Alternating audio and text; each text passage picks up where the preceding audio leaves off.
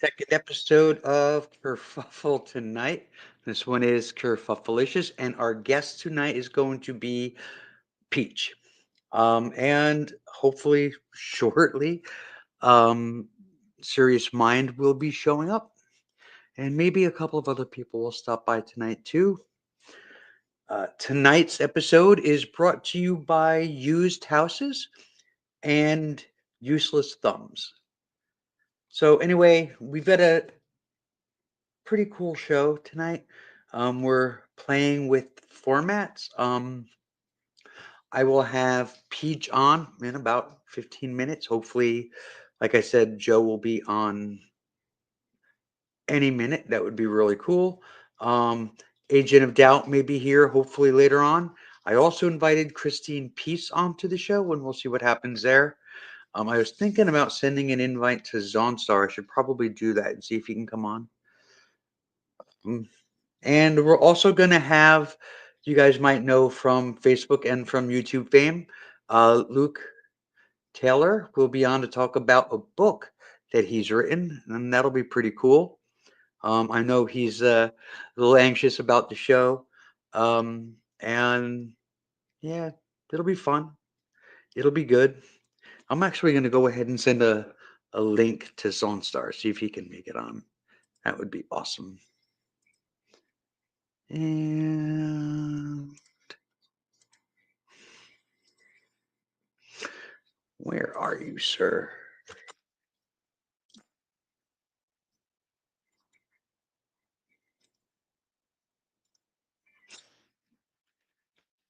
We're live. If you want to come on, and we'll see what happens.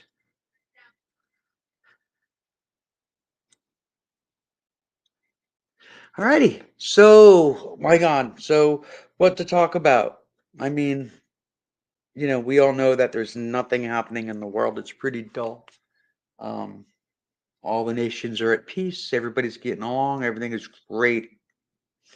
I mean, they have successfully made America great again. Who knew it could happen? Wow. We're all living together in perfect harmony.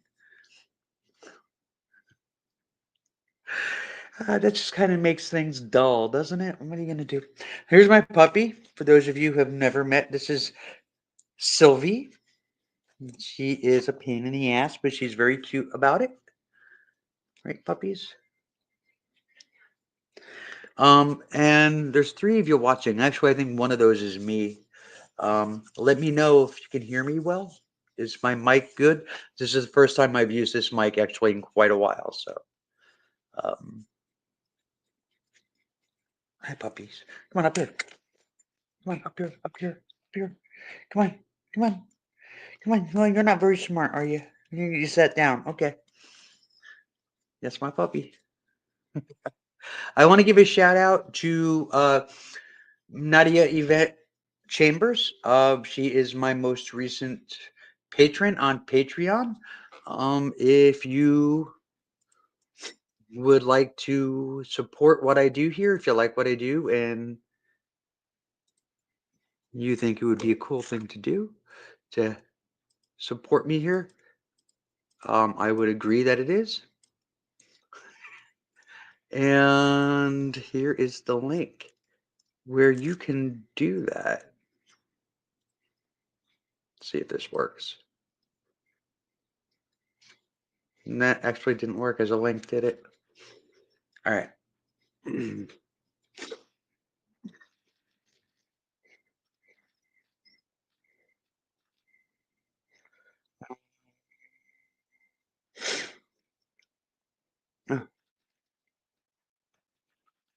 Here we go.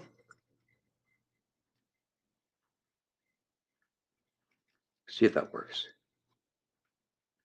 Did that work?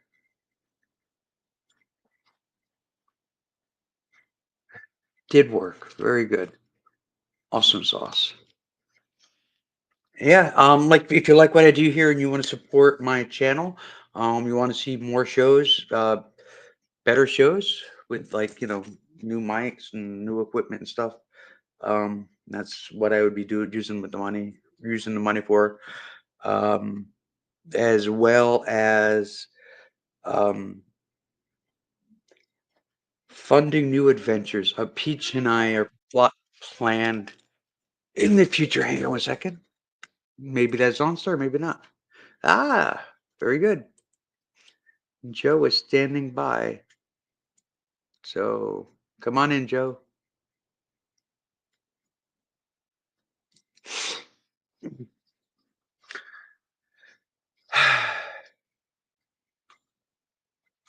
Joe, you're not showing up in the on backstage here.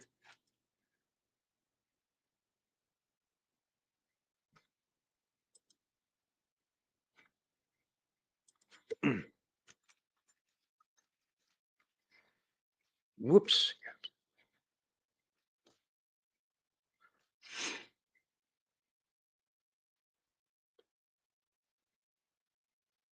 All right, Peach. All right, Joe, we're gonna try another link. I don't know why it's not working. Try that one. Oh, there he is. Okay.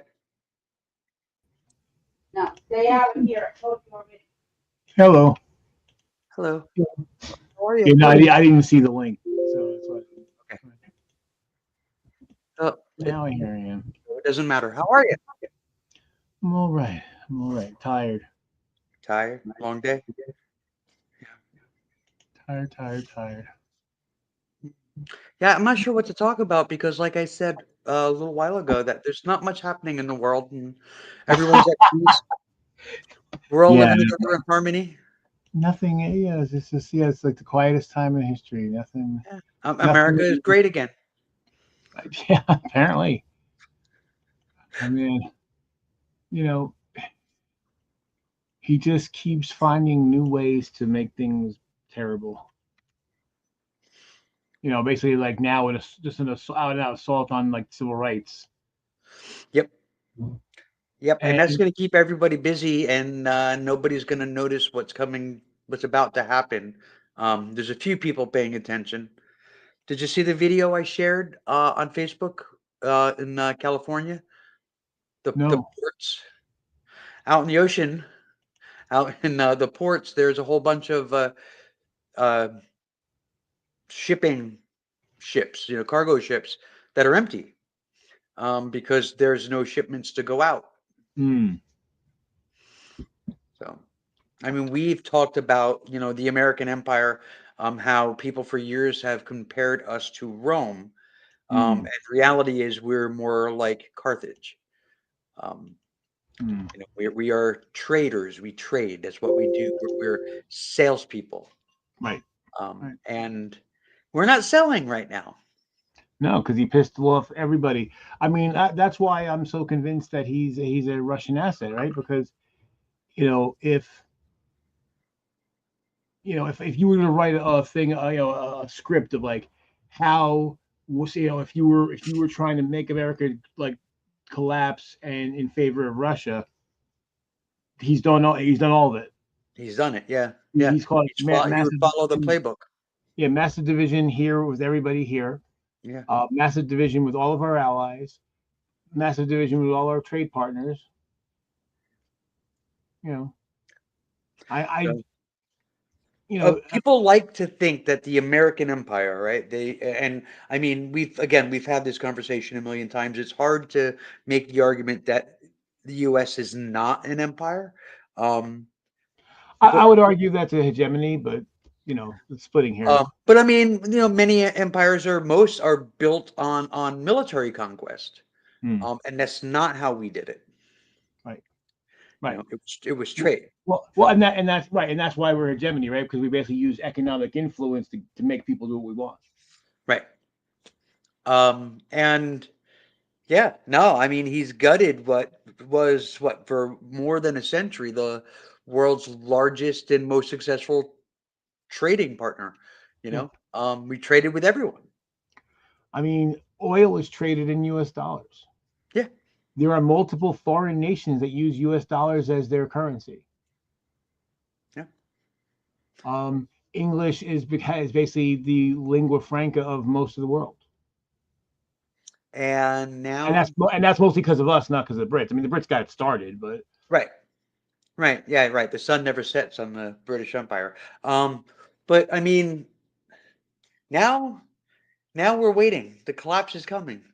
Um, it seems unavoidable at this point. When you have cargo ships sitting empty because there is nothing to ship, there's nothing coming in, there's nothing going out, and tick, tick, tick, tick, tick, tick. So yeah, I mean, people are it's going to suffer. well, and the thing about it is, I'm glad he keeps saying everything's fine because when it becomes not clear that it's not fine, he won't then, at least for most people, he won't be able to blame it all on Biden. But see, he's already like trying to like, give himself some cover because he's saying things like, "Oh, we're going to lose billions and billions of dollars, but after that, we're going to be better than ever." Yeah. But how? Yeah, it can't be. That's the thing is can it be reversed? Probably not. But it's just like, how are we going to be, financially better than ever when we don't make things here? We can't afford to make things here.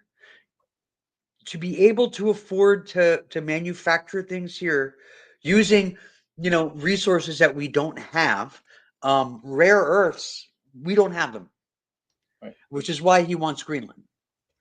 Right. Um, but like, in order to do that, huge swaths of the population would have to starve and live on slave wages. Well, that's the thing. Yeah, you'd have to massively lower the standard of living of Americans. Right. Um, Which I mean, we saw during COVID, these people wouldn't wear a mask for 3 fucking weeks. They were shooting people at the grocery store. yeah. You tell these people that voted for him that they're going to have to give up their comfy life, their cushy life that they worked for and sacrificed for and feel entitled to as Americans. Yeah. What happens then? Yeah, it's crazy. Yeah. um, I mean, other than all of that, though, the world is in harmony. yeah, yeah, against us.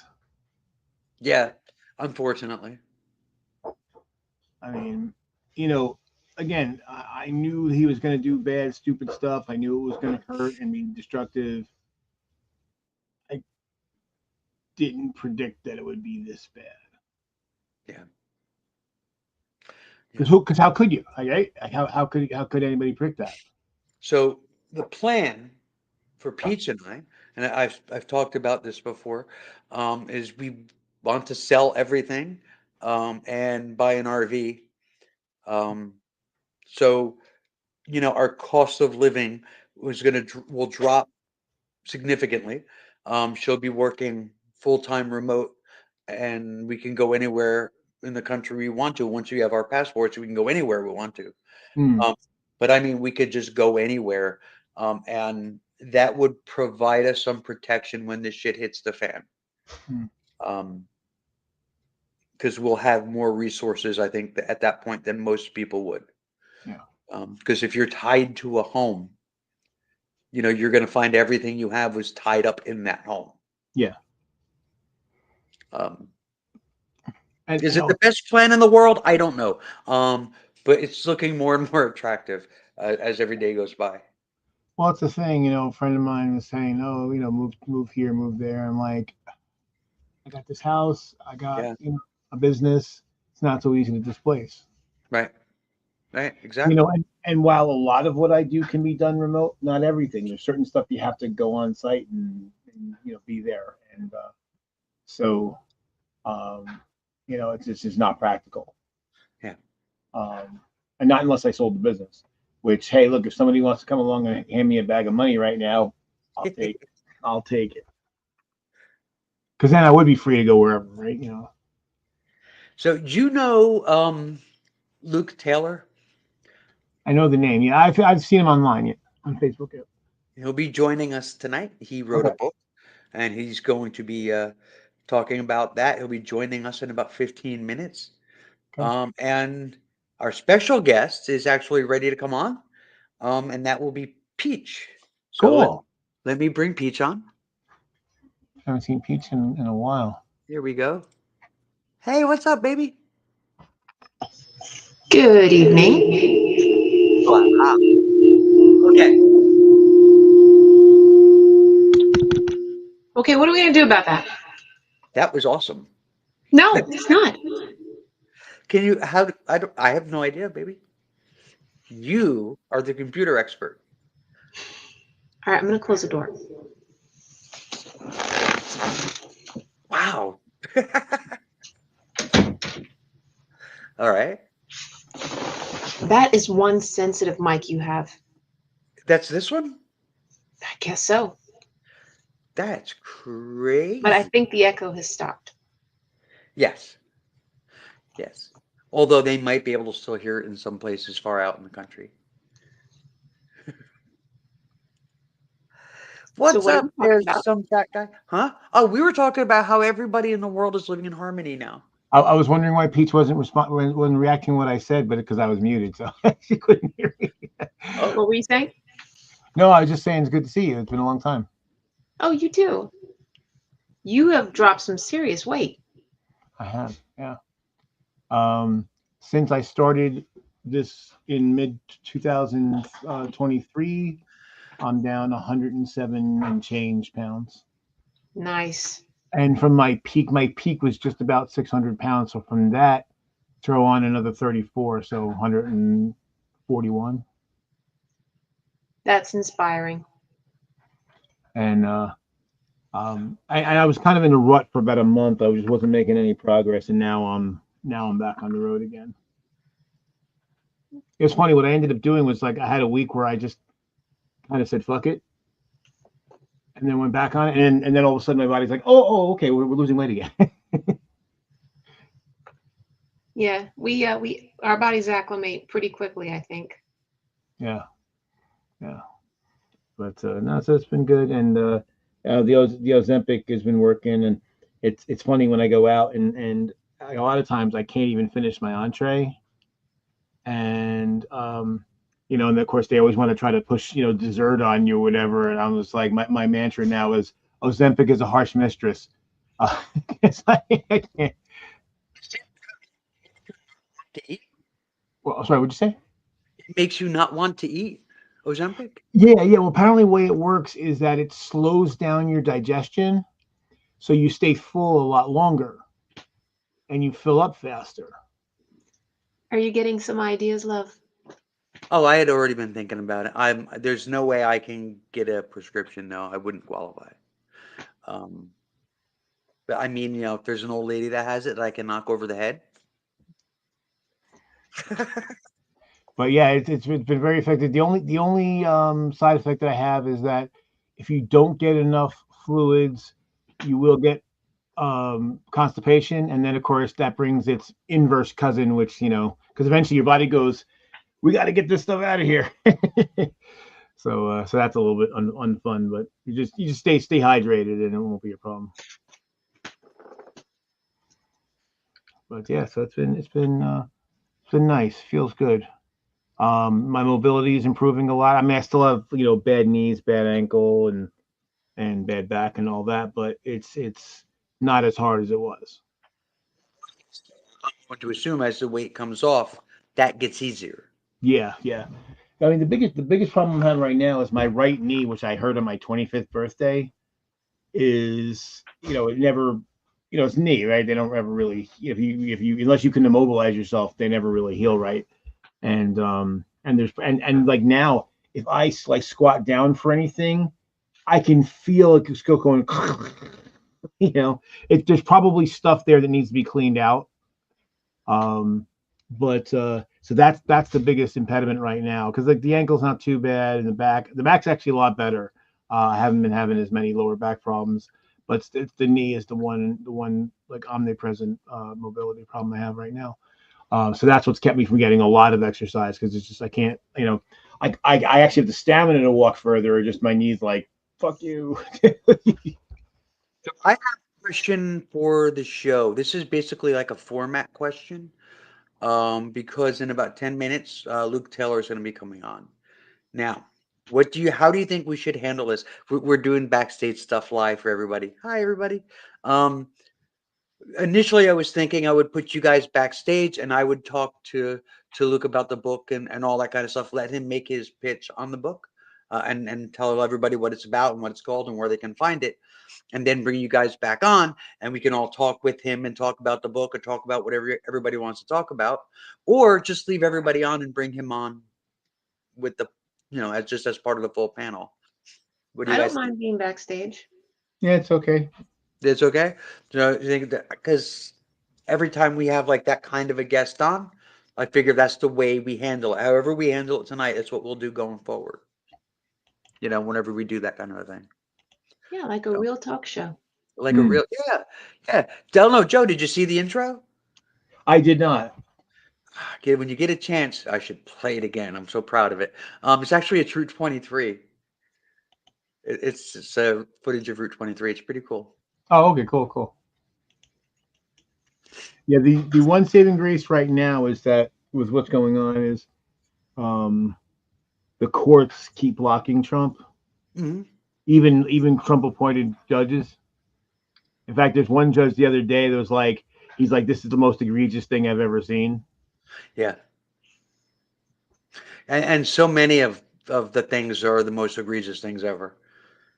Yeah, oh yeah, because nobody was insane or evil enough to try them. And what gets me is that he is losing support, but there's that cadre of hardcore supporters that he could literally piss in their faces, and they would come up with a reason why that was a good thing. They've They call it been holy water. they've spent the better part of a decade being indoctrinated into this cult. Of course they're sticking by him. Yeah. Well, that's the thing. It's become their identity, right? And that's the irony when they go off about identity politics and trans identity and all this, and like their whole world is built around sucking up to Trump and Musk to a lesser extent. He's taking a step back. I mean, he's talking about like stepping away. I don't know how much away he's going to be, but he's definitely taking a step back. I think it's more for appearances than anything else. Yeah. It's to kind of put a lid on the blowback. Yeah. And he claims it's, because of his, struggling companies, they're kind of flailing right now and he's going to go in and fix it. Which makes no sense to me since he never ran them anyway. They'd be better off without him. They're struggling because of his brand. Exactly. Yeah. But whatever. I mean, he didn't build Tesla. He bought it, but still. So the whole brand is built upon good for the environment. So that's us on the left, all us crunchy granolas, and then he goes right wing, and it's like, dude, those are not your customer base. You can't sell enough, wank panzers to keep the company going. it is very, very, very true.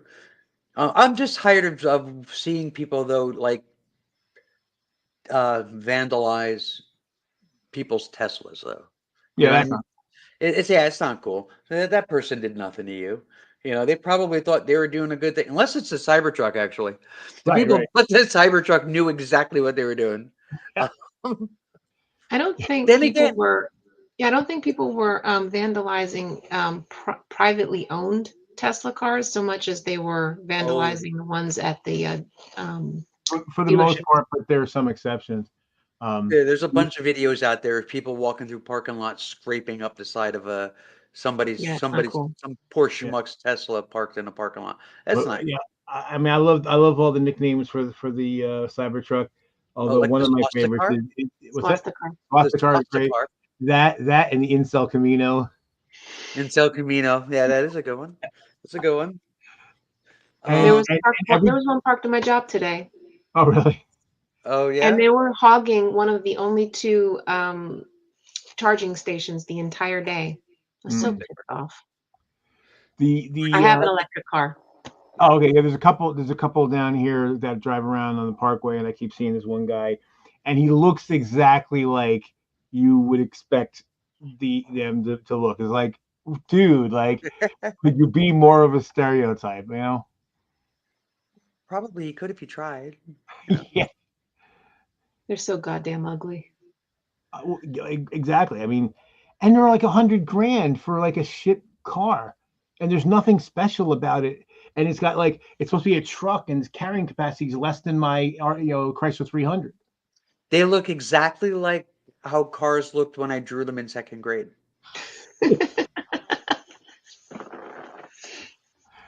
Yeah, That's quite accurate. there was a computer game for the Apple back in like the mid '80s that I had, and you could design cars, but it was very limited software, and that was actually like, so that looked like one of the blocky designs you could make on that horrible software. It's probably where he got the idea from. Probably. You probably stole my artwork from school. You should sue for royalties. You know? Image and likeness. So I'm actually going to bring Luke on. So you guys, you ready to kind of hide backstage? Sure. One thing, you might want to pull the mic just a little bit closer to you. Okay. Oh, it was so sensitive that it got you talking in the other room, but it doesn't get me right here. How's that? Basically. Wait, Yeah. is that better? Okay. Alrighty, guys. We'll see you shortly. Hi. And hello. How are you? I can't hear you. What did you do?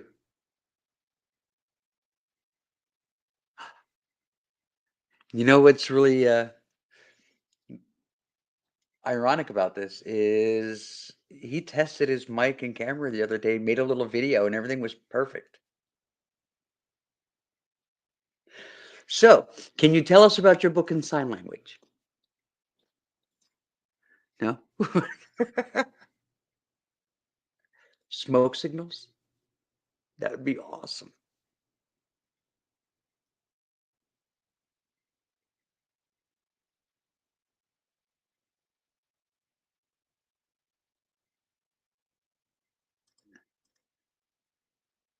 Try it again.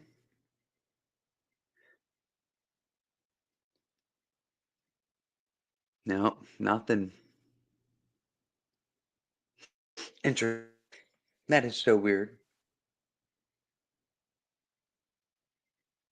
Is your mic plugged in?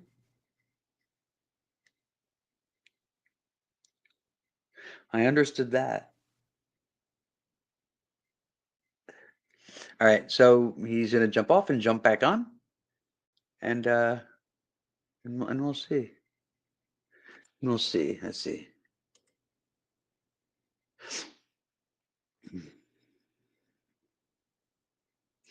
How's everybody doing? Wow, there's a whole 3 viewers. Man, we are rocking and rolling. Who knew the show would be this successful? And those 3 is me.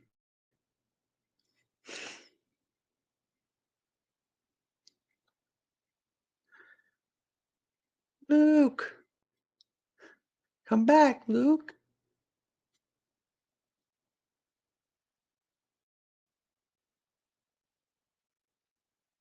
Anyway, let's see. I feel really bad. He did. He made a video testing all of his equipment and it all worked. What happened?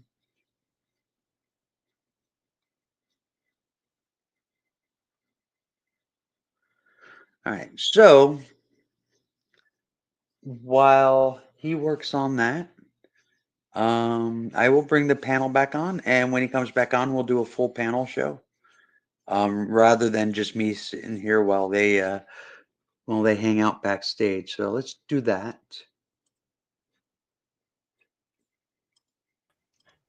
Hi. I had a frustration dream involving both of you the other day. Oh no. Yeah, I was trying to get to you guys, and I was going to help you with something, and you were going to help me with something. I don't even remember what the somethings was. I just knew that I had to get to you. Well, if you're And going to help us with something, let me tell you right off the bat, I appreciate it. Thank you so much. and then um all these roadblocks, everything just kept getting in the way. Like all these like superfluous events kept happening that like kept me from getting to you. And I remember just getting very upset. And then I was almost to you. And then there was like one last roadblock, and then I woke up. Of- So I didn't even get to figure it out. Sounds like real life.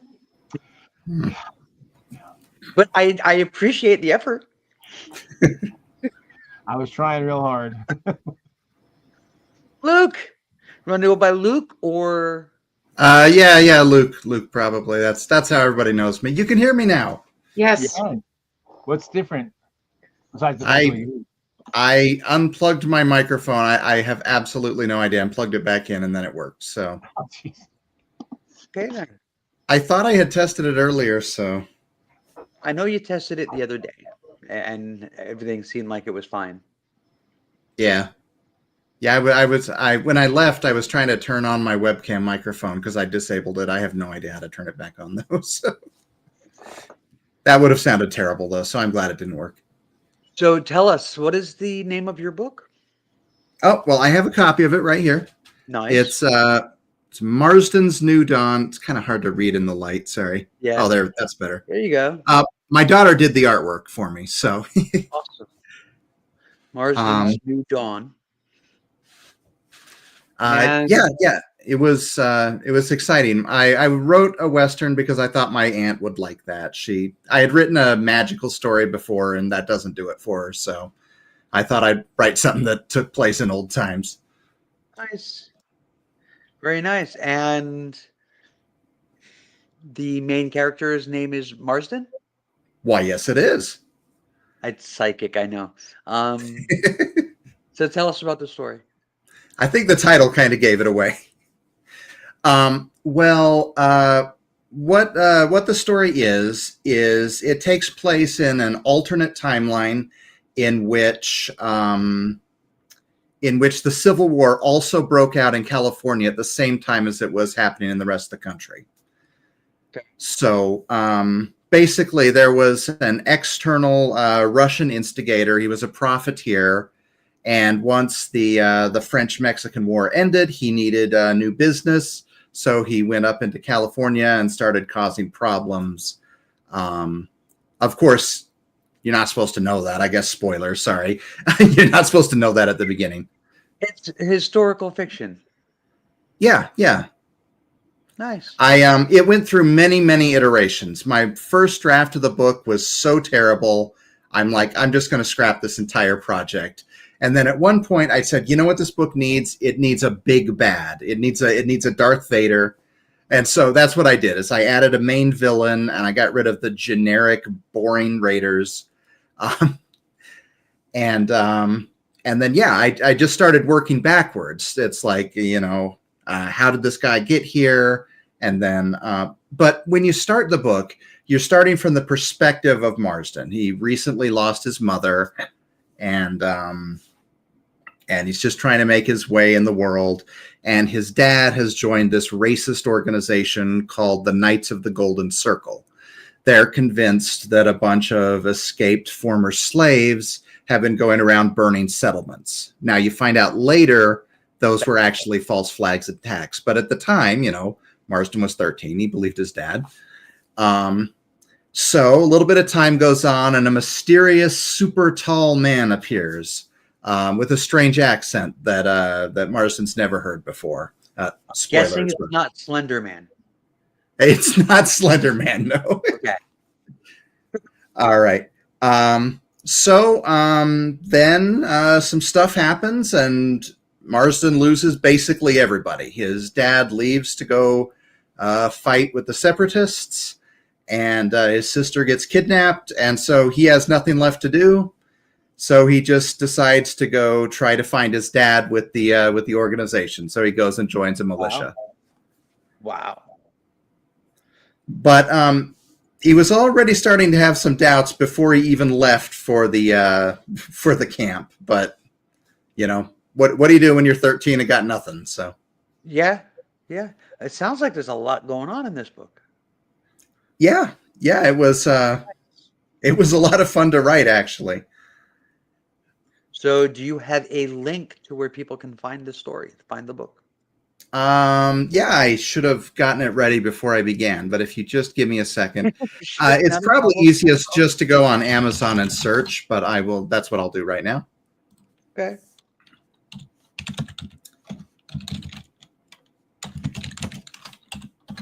Now, these aren't pre-printed. It is a self-published option, so it takes a few extra days to get them. I hope that's okay.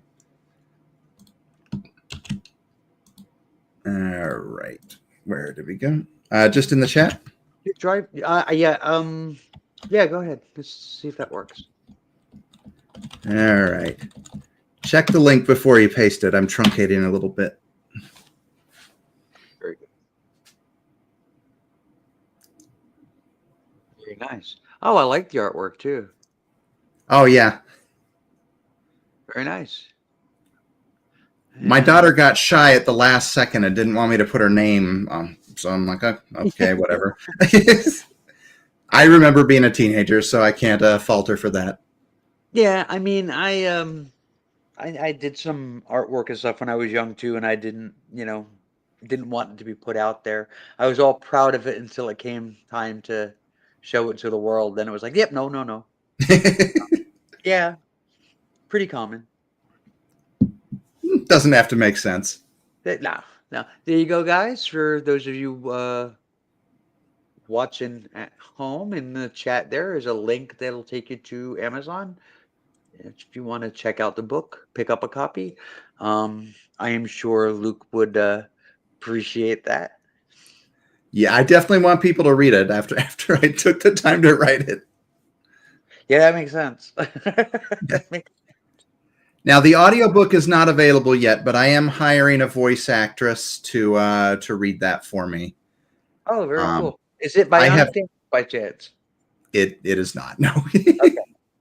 It's somebody that I knew from high school. She doesn't really have much of an online presence.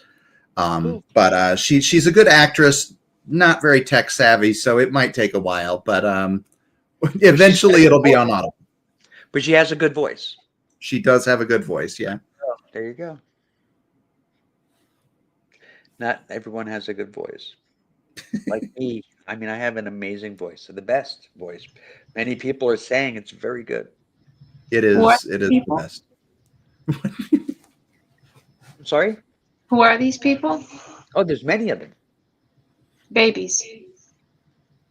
Yes, actually, it's true. Babies like my voice. I don't know why. Cool. Yeah, no, it's they find it soothing. I don't know.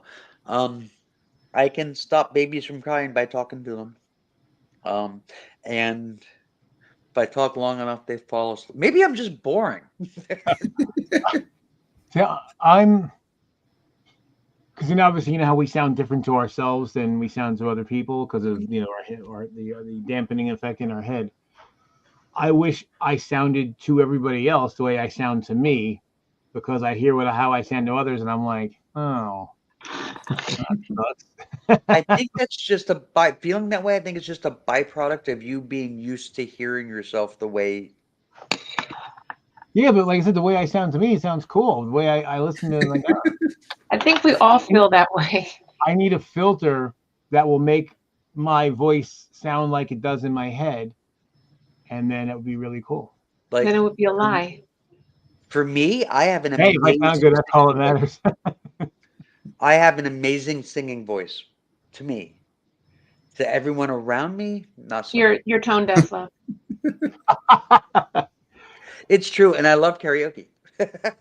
Well, and see, when I sing, like I can keep a tune and everything, but like I hear myself recorded, and there's things that in my head sound fine, and they sound stretchy when I hear it recorded. I actually was in Glee Club. Actually, my one of my roommates in college actually convinced me to join Glee Club, and I guess I was good enough to be in Glee Club. But plus I got out of practice, so now I listen. And I'm like, oh, if I had only been singing the last 25 years, I might be doing better now.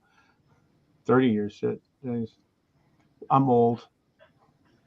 We all are. Well, how old are you, Pooch? 44. I'm gonna be 57 at the end of October. I'm decrepit. I'm ancient.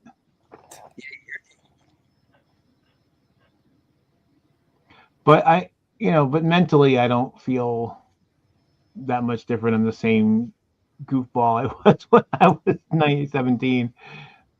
I just know more stuff mostly, and I make more money.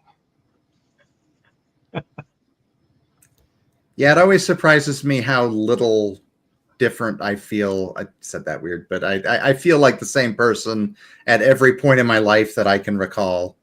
Yeah.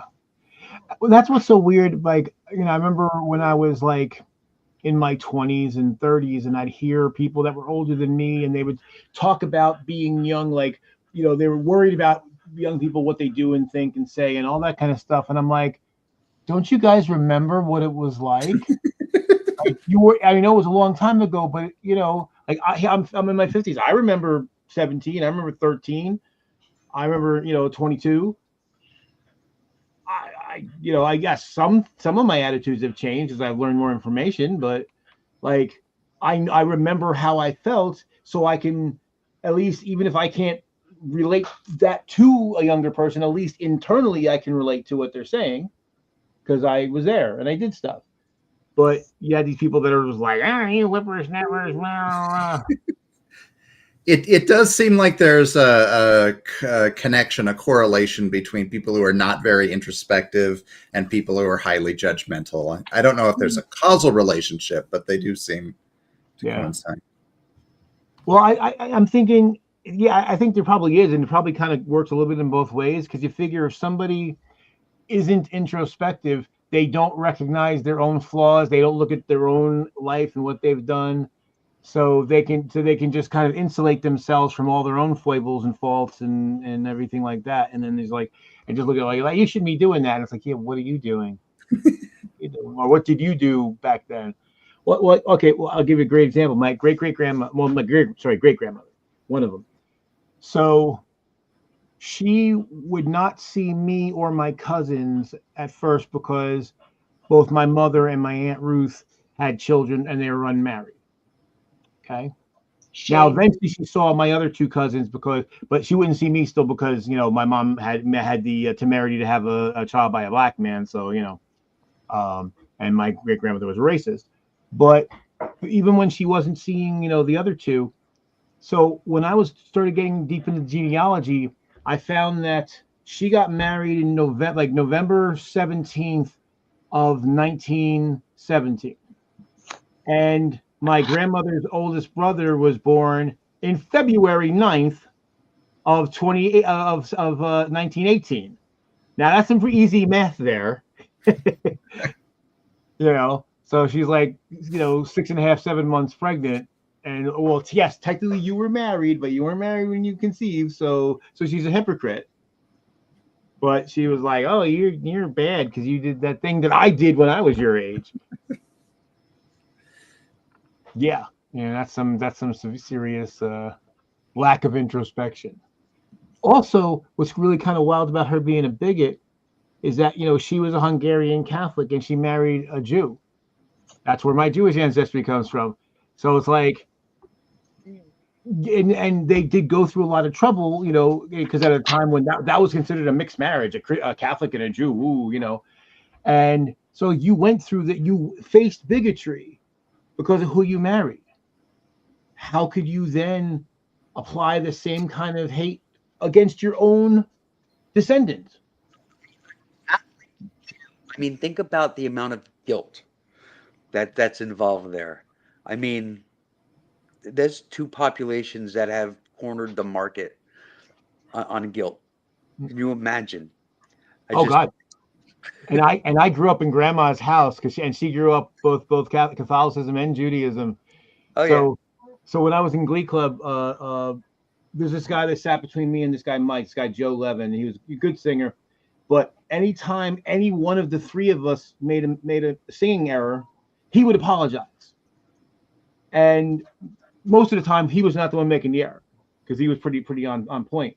And so we started like Joe, stop apologizing for things you didn't do. So one day he goes, "Well, I can't help it. I'm a Jew. I was born with this guilt." And I said, "I do. I understand." And he's like, "Yeah, you Christians go to school to learn it." And I said, "You don't know the half of it." And then I told him, I'm like, "I got it coming from both sides."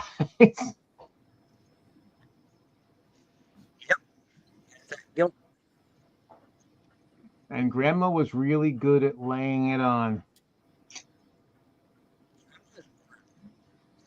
They do.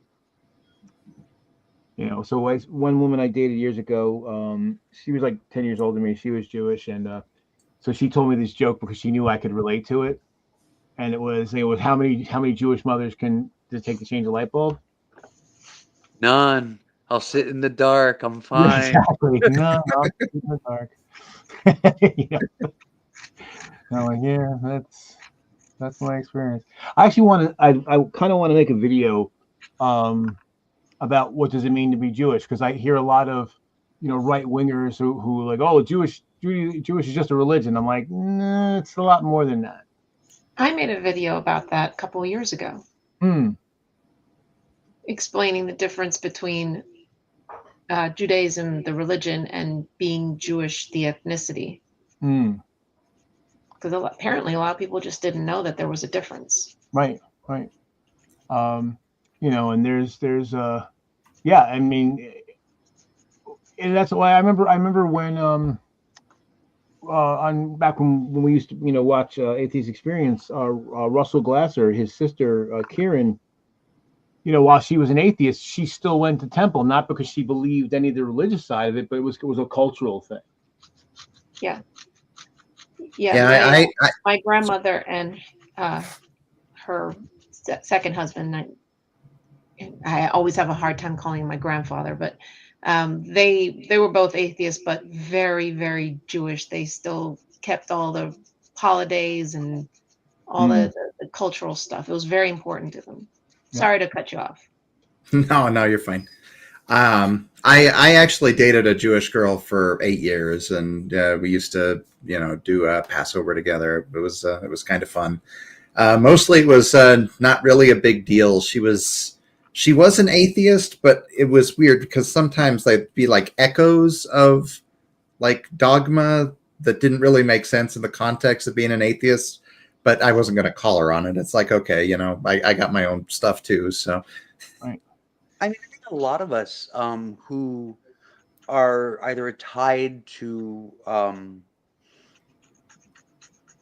either whether it be like the Jewish culture or people who were Christian or religious at one point, there's certain things that kind of stick. I mean, it gets ingrained into your personality. I was raised Jehovah's Witness, and I gotta tell you, if I ever needed a blood transfusion, that would be really, really uncomfortable. I mean, at the end of the day, I would probably go with what the doctor recommended, but I mean, there's some stigma that's not going to go away. So. Yeah, I mean, long after I stopped going to the Catholic Church, I mean, I was an altar boy. I was the whole very into it, and a lot of that plagued me for years after, because there were things like, because you get taught like, well, if it feels good, it's probably a sin, and it got in the way of relationships, and I also did observe Jewish holidays too as a kid, mostly around the food. We didn't read the Torah or anything, but Grandma always, whatever was the religiously appropriate food for the holiday, she always had that in the house. Bland and flavorless. Yeah.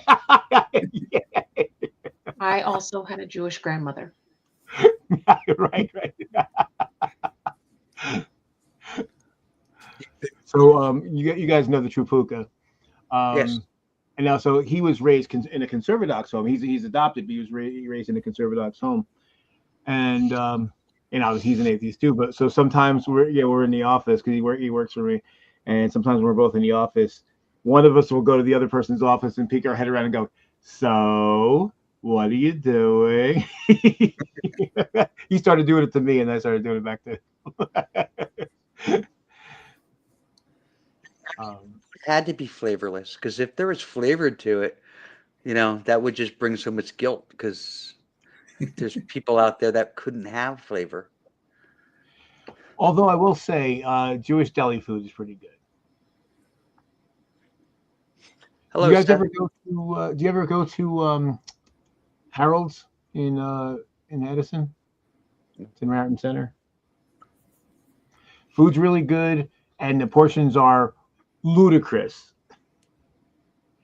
Like even before Ozempic, if I would go there and get like the sandwich, like the middle-sized sandwich, I would eat my fill and then take enough home that I'd get 5 more sandwiches out of it. What's the deli we went to in New York City? Katz's. What is it? No. We went to Carnegie Deli. Carnegie, right? Yeah, I thought so.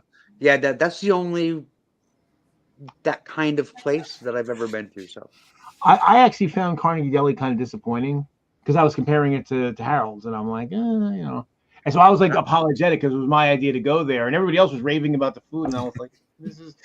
Well, it's probably better than where you guys come from because Canadians and Californians.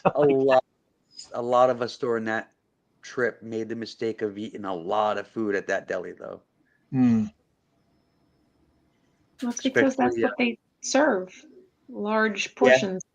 Ridiculous. The turkey sandwich was like that thick, turkey sandwich. And poor Steph Sula.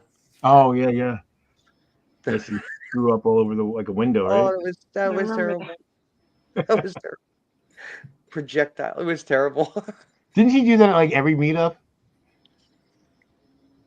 What was that? I think because I think she did that. It was a meetup in England that one of the ones I didn't get to go to, and apparently she did that then too. Oh, really? Yeah, might have been one that we didn't go to, because we only went to Washington twice, and then we did New York City, and that's it, right? That's it, yeah. Yeah. Oh wait, no, Philly. Philly, yeah. Oh, that's right. There's Philly also. That's right. Yeah, Philly was a good time. Very long time ago. Yeah, Philly yeah, it's like ancient history. And of course, and there's the Reason rallies. Did you guys go to both Reason rallies? One. Okay, yeah, I went to both. One. We went to one. There was the atheist meetup in Washington. There was the Reason rally in Washington. And there's Philly and then the one that me, you, and Zonstar did in New York. So. No, it was me, you, and Puka. It was Puka. Yeah. Eric showed up, but it was the three of us. It was so we were, because remember Zonstar's down in DC. Puka's in the area. But I went to a meeting in York, meetup in York. The original one. And that was cool. So I flew to Manchester and then drove with Paul Hartley, and I felt bad because it's an overnight flight. I can't sleep on planes very well, so I'm exhausted because it's a night flight. So you're awake all day. You get on a plane, you fly overnight, you get there, and it's morning time. You haven't slept, and he was taking me around trying to show me Manchester, and I'm in the back seat of his car, and I'm just so zoned out, and he's telling me all sorts of stuff, and I couldn't follow most of what it was. I was like phasing in and out of sleep most of the time. But we had a really good time in York. I miss those days. It was fun going to the meetups. It was fun. It's a shame that the great debate community is not as lively and as active as it used to be. Does it even still exist? There's new people doing it, but it's not the same. It's not the same kind of where I mean, even like Apollos. I still keep in touch with them. When I've been doing some jobs out in Seattle, and I've met up with him a couple times, and so he actually came to the Philly meetup for a bit. And so it's been interesting, because he was evangelical at the time, and then he went through a lot of tribulations, and then he ended up becoming a Eastern Orthodox Christian, and he's a much happier person now than when he was evangelical. And but yeah, so he's a really good guy now and sweet. So every time I get out to Seattle, I try to get together with him and hang out. I can't imagine how many evangelicals are actually happy. Hmm. I mean, the belief structure basically just paints the entire world as being just so awful. Hmm. Like everybody is your enemy. Everybody's your enemy. Everybody is wrong. You're the only one that's right, and it's your job to fix everyone. Hmm. But love them. Right. Well, and I remember I was at a there was a woman that I was kind of seeing, and I went over to her place. She invited me over, and we were going to fool around, and then she forgot that she was supposed to host the Bible study for her church, because she was born again. And so she's like, well, you can go home, or you can stick around for the Bible thing, and then we can knock boots later on. So I'm like, well, you know what I was going to do, so I was sticking around. And these I'll deal with these insufferable people. And I didn't think of myself as an atheist then. I realized I kind of wasn't, but I was kind of heading in that direction. And listening to these people and the ridiculous shit they were saying. And I remember one woman said she didn't think we should do any kind of space travel because it was challenging God. And I turned it around and said, well, maybe God's challenged us. We every epoch of humanity, we had to overcome a barrier to get to the next thing. So maybe that's the next barrier. So humanity has to come together to, I'm just pulling this stuff out of my ass. And she was like, wow. And mind blown. Many people on the religious side of things, they see so many things as a threat to God's word, God's rule, going against God. And it's just like, number one, maybe God wanted it that way. Number two, I thought you weren't supposed to claim to know the mind of God. That in itself is supposedly a sin, isn't it? Right, it's heretical. To claim you know the mind of God. So it never made any sense to me. So every time somebody on like Facebook starts going about, oh, this group of people is evil, or that person's evil, or this is wrong, that's wrong. So how do you know? How do you know that you're not full of shit? Well, I know, especially the born agains, because most of the people that are born again, like they lived through some debauchery, right? They were on their knees, puking their guts out, and then and that's who they go after, because you're vulnerable, you're looking to get out of whatever thing you're doing to yourself. So you would think someone who went through whether they were a drug addict, a sex addict, whatever they were doing, you'd think they would be compassionate towards somebody else that was doing that kind of thing, because like I've been there, and I know what it's like, and I want to help you. But they're like, well, you're a sinner because you did the thing, and like you did the same shit like 3 weeks ago. Yeah. I just didn't say the magic words. Exactly. You have to say, I'm sorry, God, and then it's okay. Well, especially like one of the guys at the Bible thing was like, he questioned me, he asked me if I had taken Jesus Christ as my personal savior, and I was like, and then I kind of intimated that I had. I kind of implied that I had, just to get him to leave me alone. But then he was very specific. Like, you have to say a specific way. You have to call out and say, this, and it was almost like an incantation. I was thinking about that, because Ari always talks about, prayers being incantations, and it was a fucking incantation. Like, if I say this particular script, which of course is witchcraft. right. And this whole personal relationship. Think about it, though. Is it really a personal relationship? Because it only goes one way. How many personal relationships is Jesus going to have at the same time? What kind of slut is that? Ask Jesus to pick you up at the airport. Yeah. Hey, Jesus, pick me up. Hey, Jesus, I'm out of milk. Do me a favor. Hey, I'm moving next weekend, Jesus. Can you help me out? Help me with the couch. It's like, is that happening? No, that's not happening. So much for that personal relationship. They are parasocial relationships. Oh, more parasitical. Hey, Tommy. So, Mean Street MMA, if you guys did not know, is Tommy from the Bronx. So, apparently he's given up the Bronx and moved to a mean street. Well, So, I suspect there's a few mean streets in the Bronx. maybe it's a mean street in the Bronx. Well, that's what I'm thinking. I'm thinking of all the boroughs. The Bronx probably has the most mean streets. The Boogie Down Bronx, yeah. Yeah, why didn't you just change your name to Boogie Down Tommy? Yeah, because you don't Because really that's think the of real name. you don't Yeah, really you think got of you don't really think of mean streets from like Queens. Mean Streets of Clifton. Mean streets of Although Staten Island. Patterson, though, Patterson's got some mean streets, though. Yep. Oh, Patterson, that's Sorry. mostly mean streets. Sorry, Luke. This is the New Jersey contingent here. It's actually one of the reasons why I chose Route 23 as the intro. I wish you had gotten a chance to see it. But it's like, yeah, it's the New Jersey contingent, as Zonstar always called us.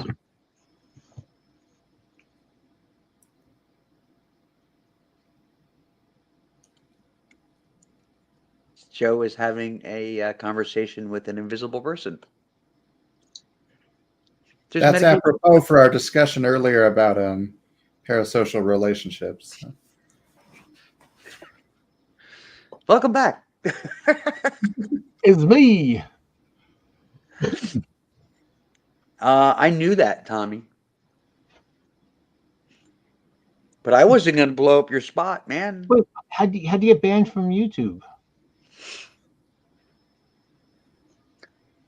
It might have been that fucking poem video. I've avoided being banned by doing nothing of note for 10 years. Same here. Same. Yeah. Same.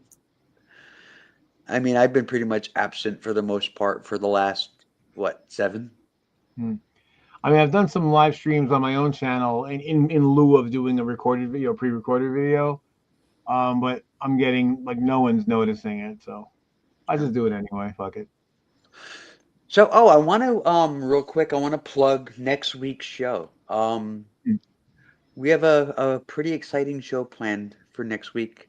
We'll see how it all works out. But we've got Aaron Ra will be a guest, as will Dark Matter 2525. They both agreed to be on the same night. I was kind of hoping to separate them, but they were like, "Yeah, no, we could do this." I was like, "Okay, all right."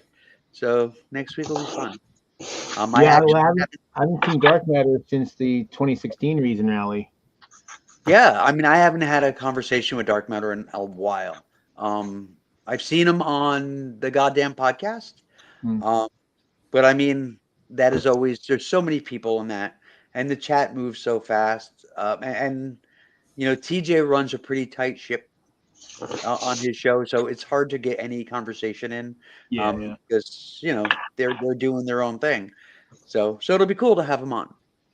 Yeah, the last time I had an interaction with him was probably about a year after the second Reason Rally.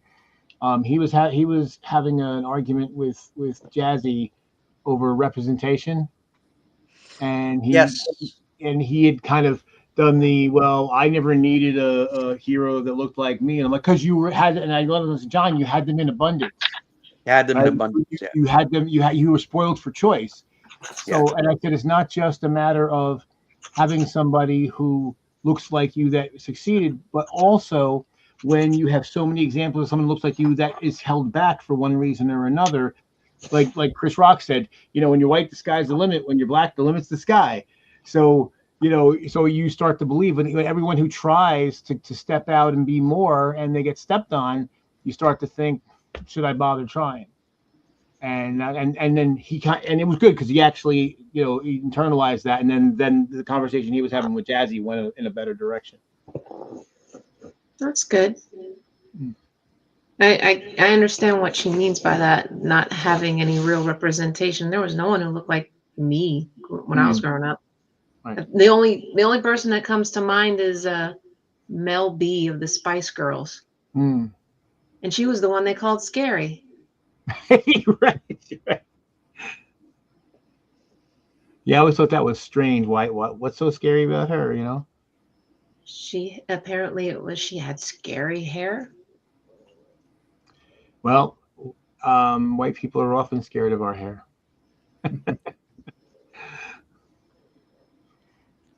Well, and you know, there's been a number of cases now where companies were saying that basically wearing your hair natural was unprofessional, and women have sued, and courts ruled against them. Like, but this is how it comes out of my fucking head. You're telling me I have to, you know, rat it up and perm it and do all this shit, and that's what it takes. Basically have to emulate white people to be professional. That's what it takes. I mean, that's insane.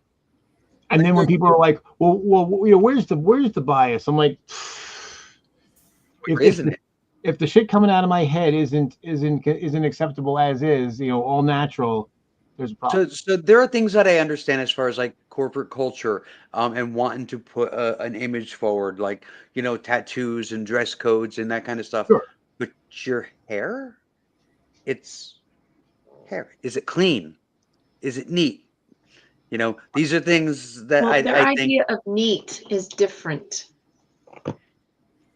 And you notice they don't seem to say anything about guys with, you know, white dudes with unkempt beards. I'm going to be really glad when that, you know, mountain man look goes out of fashion, because I've always hated that shit. Oh, I can't stand it. I can't stand it. But most companies do actually have rules about that. They just don't enforce it. Right. Any place that I ever worked, any, you know, like large company I ever worked for, if you were going to have facial hair, it had to be kept neat. There was a certain way it had to be. It's just it was never enforced. Right. Selective enforcement. Hmm? You know, the one good for me in my industry, because you have to go in plants and you may have to wear a breather, you know, if you go into a hazardous location. So any place where a breather may be required, they're basically like, no beard, because you don't get a good seal, or you Right. have to, or there's limits. You have to keep it within a certain. You can do like a soul patch or something really close, but you know, they're like, if you can't form a good seal on your mask, you got to shave it off. Just like the Safety military. reasons for that. Yeah, exactly. Because you could fucking die. That's why. It's important to not do that. Yeah. I mean, And it'll ruin your day real fast. permanently.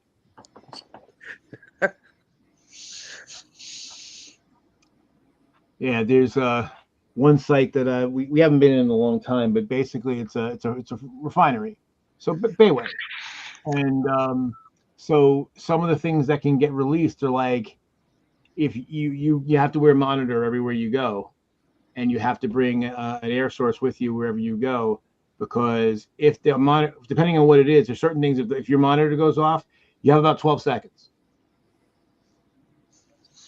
And if you don't get that mask on in 12 seconds, you're probably not going to be doing anything else permanently. And so one of my employees, he had his was a little bit too much, and I was like, he said, well, I'm not going to go. I'm like, I tell you got to go, you're going to have to go, you know, because, you know, at the time too, it was only like 3 of us in the company. So I'm like, dude, you know, yeah, exactly. It was hydrogen sulfide. It's nasty shit. It will fuck up your day permanently.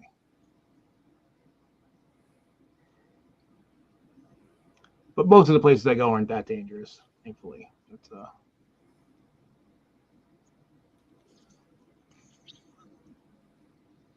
Can't hear you, love. I said that's good. Dangerous is not fun. Let me bring my mic closer. Yes. Yeah.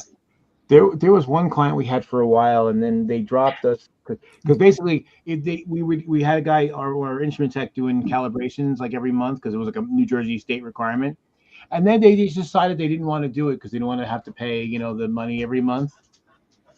And I'm like, the stuff was toxic, corrosive, flammable. It was like literally when you have the safety diamond. It was all fours. Like, And so it was literally like they're like, oh yeah, don't get it on your skin, it'll kill you. Don't breathe it, don't take a good whiff of it, it'll kill you. Be careful, don't make any ignition sources near it, or it'll kill you. It's like, fuck. And then about a year after they stopped doing the calibrations, they ended up shutting down because I'm sure they were in violation of several laws. And I'm like, how do you, I know money's money, but like, how do you risk? I mean, even if you don't give a shit about your employees, why would you want to risk that kind of lawsuit, right?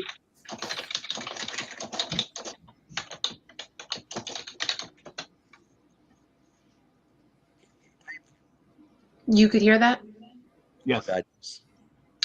Where were you going? So Phil, what kind of work do you do? Because you obviously know about this stuff. Or are you a firefighter?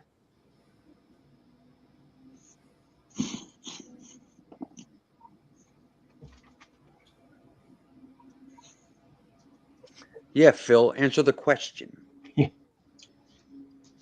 Give it time. There's a delay. Is there really? How much of a delay is there? Ah, okay, cool. Marine and civil engineer. Oh, gee, you're injured. That's horrible.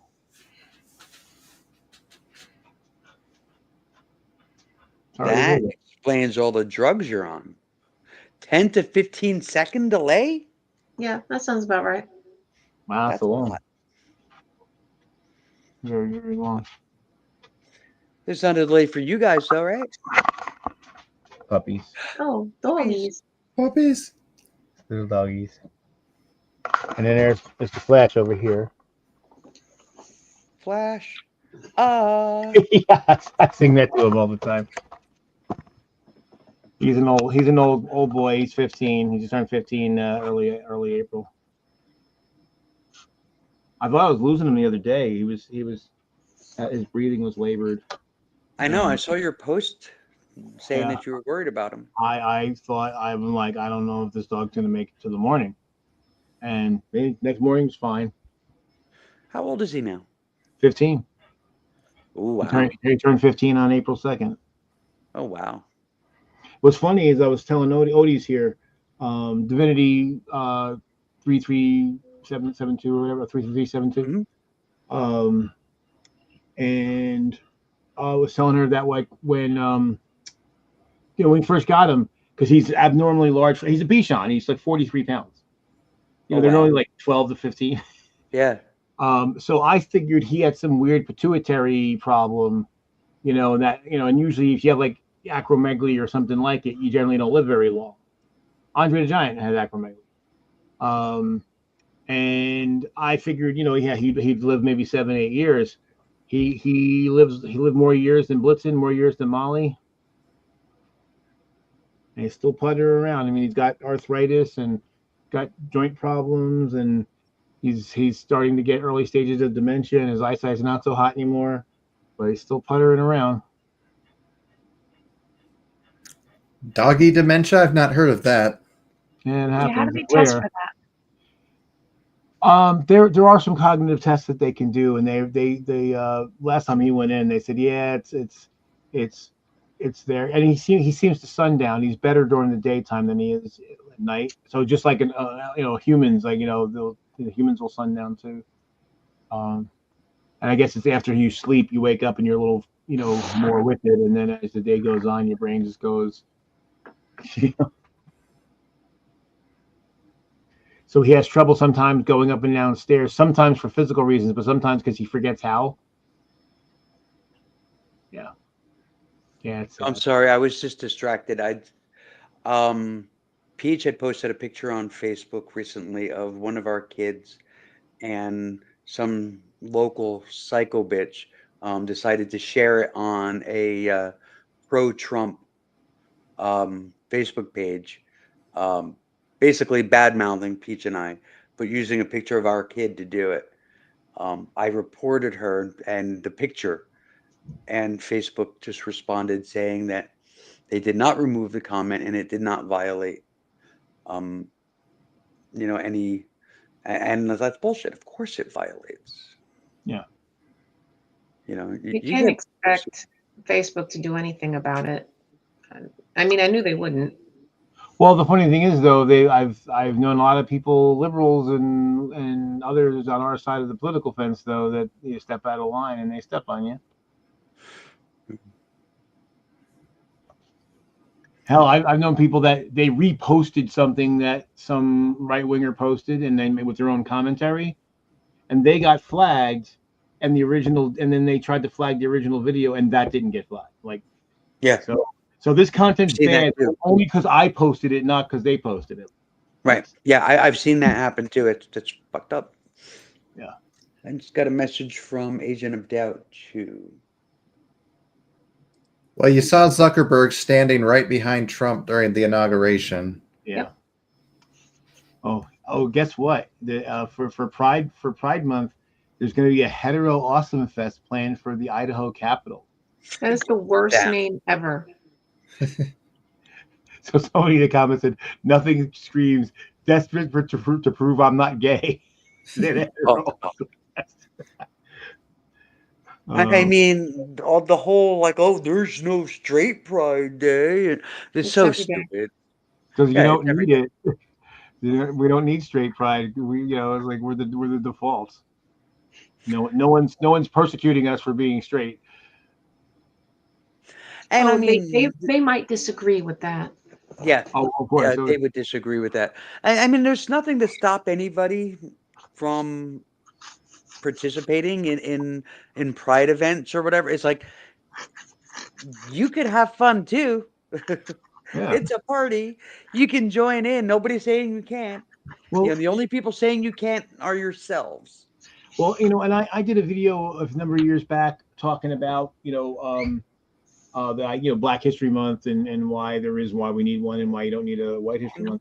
But I did a kind of follow-up video just on the idea of white pride versus black pride, because they're like, well, you could have black pride, why can't I have white pride? I'm like, well, the reason why we talk about black pride is because those of us who are the descendants of enslaved Africans, we don't know, for most of us don't know what our ancestry really is. We don't know their history, where they came from, what tribes or what nations. We have no clue.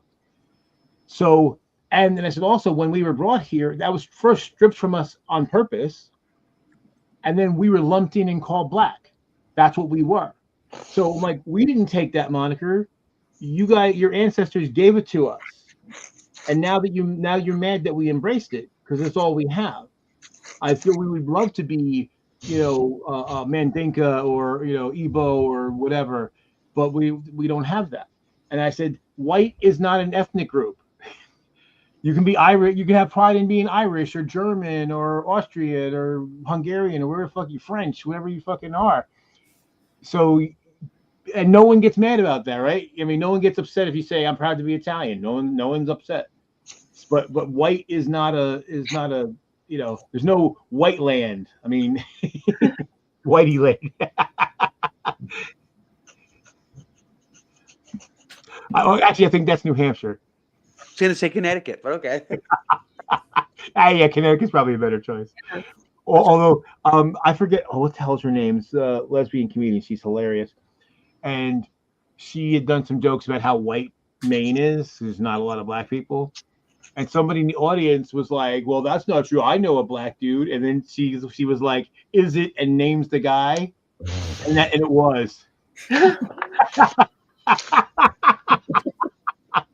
That's funny. Yeah, I know Jerome. You know him too? That's right. Yeah, you don't have a lot of black dudes when someone says, I know a black dude, and other people know who it is. Yeah. No, when you said that somebody in the audience said, yeah, I know a black dude, I thought you were going to say that she said, oh, I know him too. Same thing, but yeah. That was... Yeah, is it so and so? Yes, is it Jerome? Yeah, yes. Oh, it is. Oh, it is. Yeah.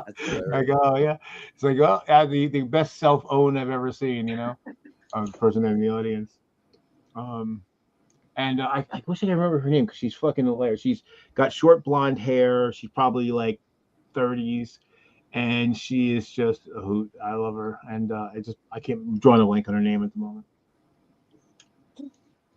And I wish I could watch a video of a woman comic and not have the comments festooned with the He-Man Woman Haters Club comments. Oh, it's ridiculous. How they're not funny, or this, that, and the other thing.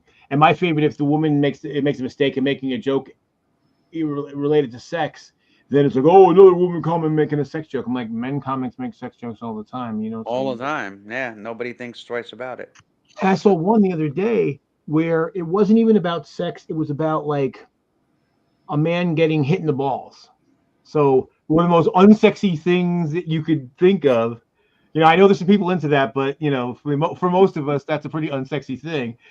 And I said to the guy, I'm like, if you think that a joke about getting hit in the balls is sexual, you are either warped or you got a kink, and I don't want to kink shame you.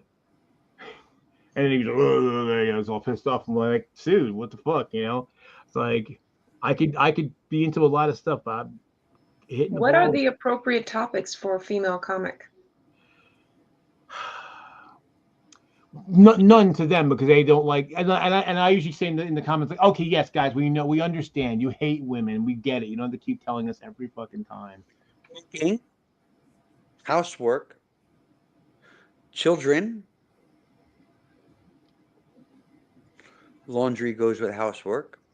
Yeah. The end. That's it. Making sandwiches, right? Sandwiches. That goes housework too, and cooking. That's like a cross. Yeah, cooking's not housework exactly. It's intersectional. Yeah. Or that, and or anytime, or the disgusting things and ignorant things they say about like female anatomy. Mm-hmm. And so now you've seen me say this on Facebook, Raven, but so my new comeback to those is like, tell me you've never been within sniffing distance of a Volvo without telling me. Yeah. Because it's like meat curtains. Like, I've seen a lot of women up close. I've seen a lot of women in porno. I've never seen anything that looks like meat curtains. And it doesn't matter age, older, younger. That's an incel term. Yeah. Or roast beef. Like, that's the insult term, roasties, that somehow. And I just find it hilarious that these guys think that their little schlong, little pecker would like somehow, make a vagina, all blown out. And I'm like, they pass babies through that. Your little dick is not going to do a fucking thing. I don't care how big you factor into it. What's that? Logic never factors into their ideas, though.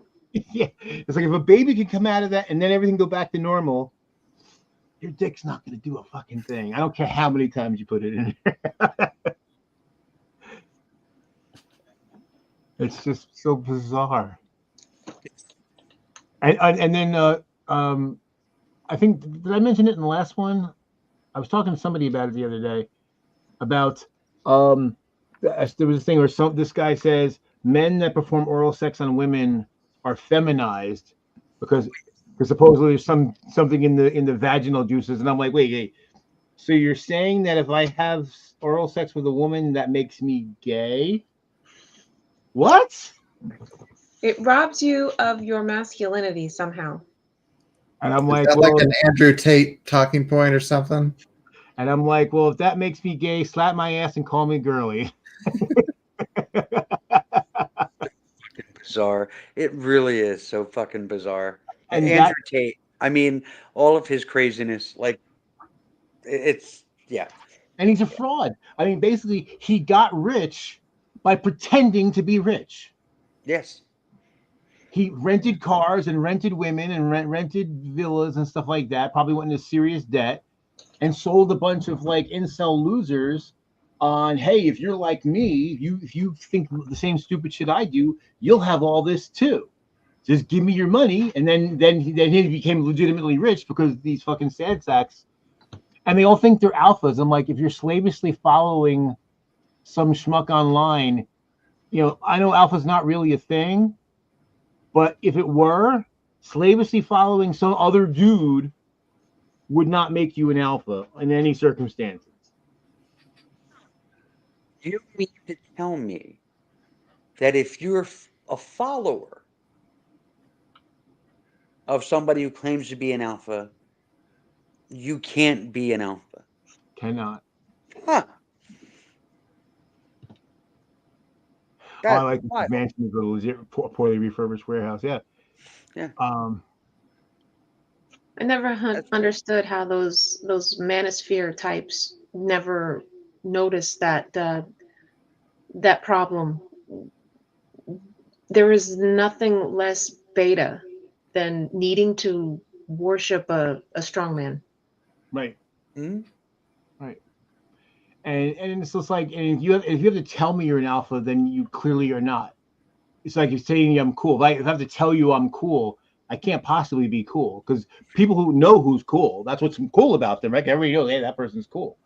I mean, he's also basically said that if you masturbate as a man, you're gay because you've touched a penis.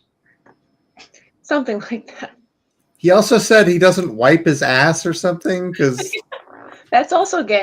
I couldn't even follow that. Oh my god. He's obviously not being serious, but it's just If the your fact girl that you're has not gone sure. down on you, if your girl has gone down on you and you kiss her, you're gay because now you've tasted a penis. I'm getting gayer and gayer by the moment. I have to wonder if he's compensating for something. I mean, he seems obsessed.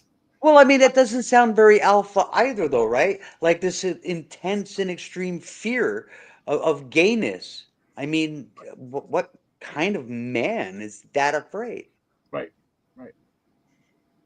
Yeah, that's the thing, and Bizarre. worrying about how other people perceive you. I mean, again, that's not strength. Strength is like, hey, I'm fucking awesome, and I'm just gonna go through life, and I don't worry about other people's opinion of me because I already know I'm great, and they'll follow me because they'll see that I'm great. So, I mean, some of the most masculine and, manly and alpha type men I've ever met were gay. Hmm. I mean, actually, the extreme, masculine is typically a pretty gay thing to strive for anyway. Yeah. Well, again, it's why I love that Rob Halford created the heavy metal look, and Yeah. that nobody knew at the time that he bought all the clothes from a gay sex shop in London. Yeah. Oh, and that he was gay while wearing it. That's right. Gay when And not wearing it. that's right. And meanwhile, like heavy metal, unfortunately, at least earlier on, there was definitely some tinges of homophobia. And then him coming out actually has helped. Yes. Yeah. Remember that scene I showed you, love, from that Netflix movie? I can't Metal Lords or something. Yes. And it was the clip of the kid, starting the metal band, and he rejects the girl who is a celloist because having a girl in the band is gay, and they just kind of look around his room full of posters of these metal icons in the gayest poses possible, and without a word, he's like, "You're taking all of that out of context."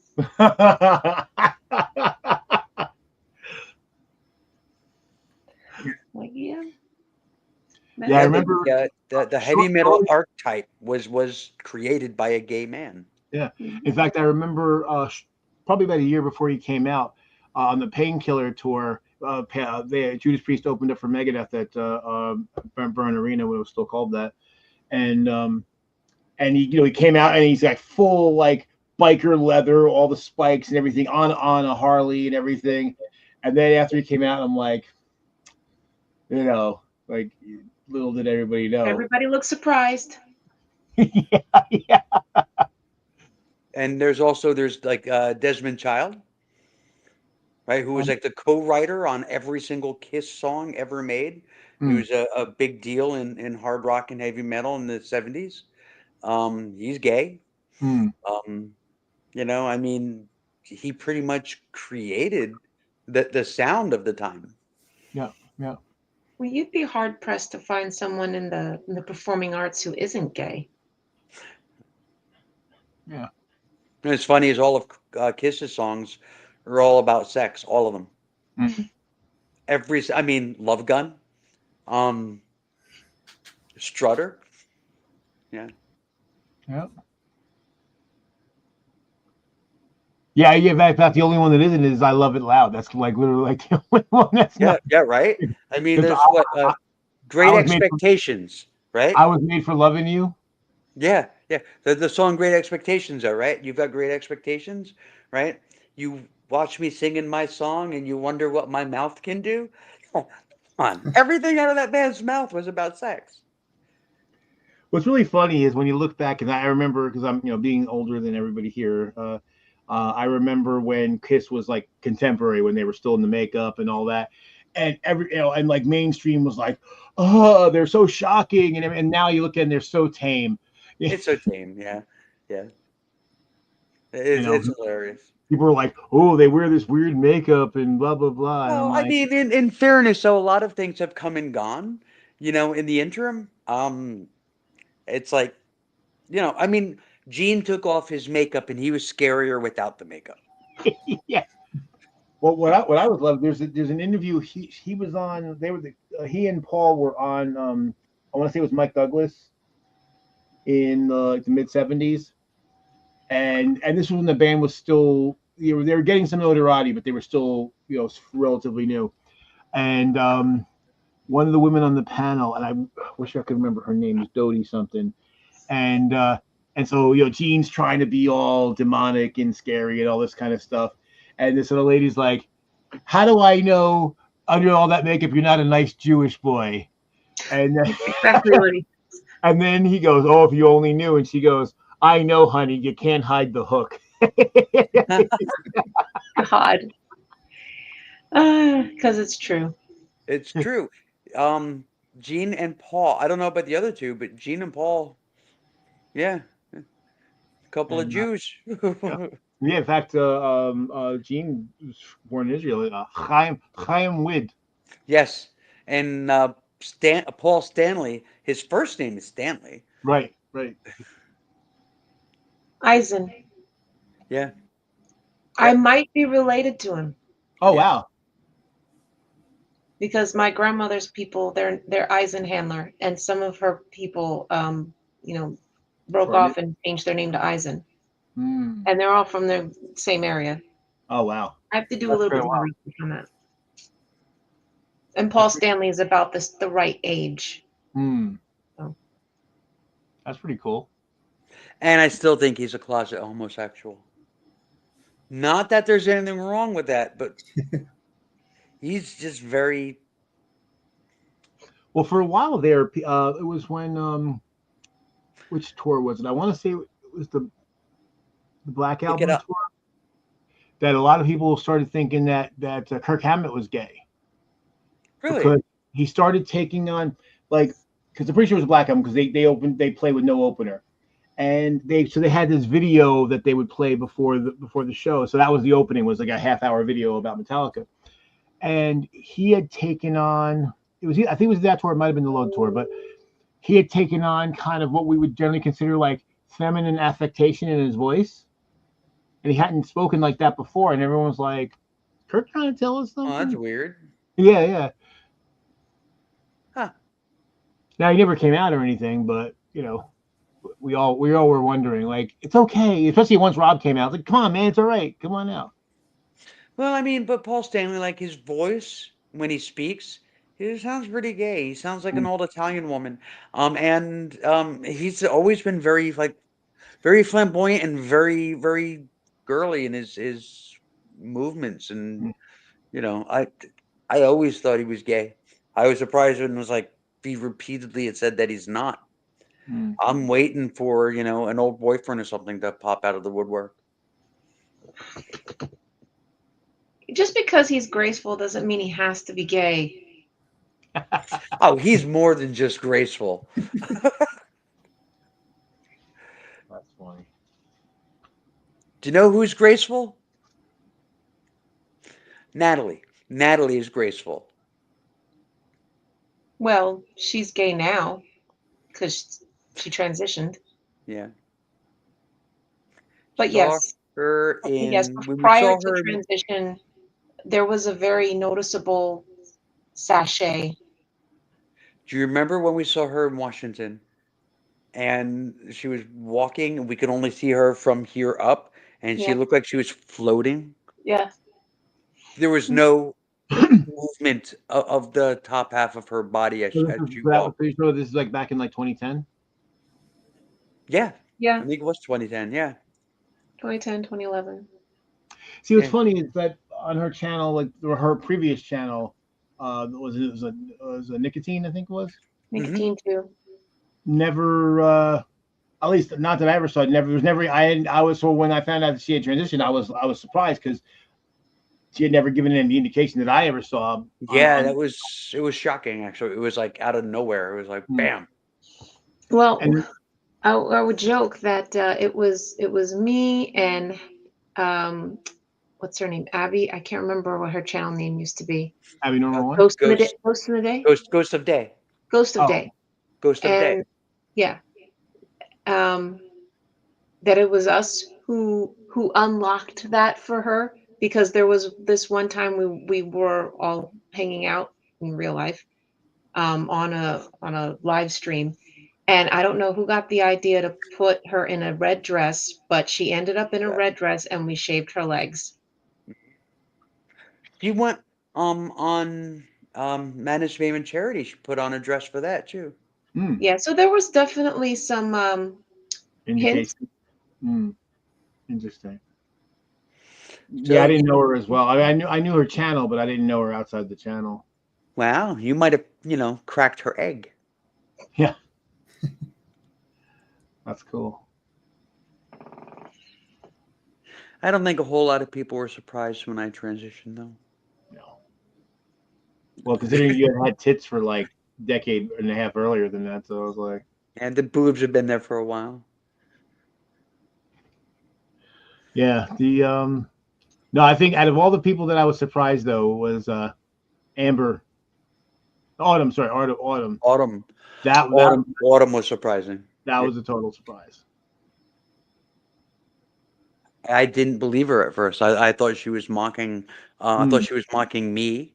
I thought she was mocking the whole concept. But it was just like, nope, that's real. I mean, very, very real. And she paid a very real price. Mm. And from what I understand, continues to. It's a Mm. shame. Yeah. Shame.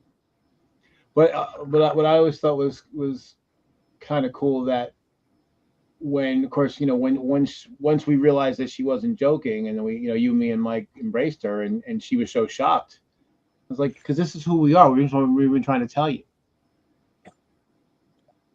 And then Yeah, it was really surprising. Yeah. I'm still pissed at her though. So the least surprising transition, I would say, was ZJ. ZJ was like, "Oh, I'm trans," and everyone's like, "Oh." I don't. Who's that? What is it, Tuesday? ZJMTV? Oh, ZJ. I thought you said DJ. Yeah. I heard DJ too. Well, the thing is, like, it's interesting because it's funny because talk about transition. It was the whole thing was a transition, right? That she had identified as a gay man, and then over time, and then it was just like you just see it happening before your eyes, and then when she finally came out, it was a creep. It was a creep. It creeped. And then when she finally announced it, it's like, yeah, we know. There's creeping Sharia, then there's creeping transgender. Creeping Sharia.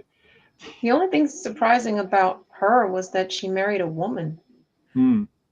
Yeah. It didn't surprise me that much though at first because, well, not really at all because my friend Heather was the first trans person that like was within going through transition, and she was a gamer like me. So it was actually at Origins out in Columbus one night. It was like me and her and a whole bunch of people from the games that we play, and we're all getting wasted.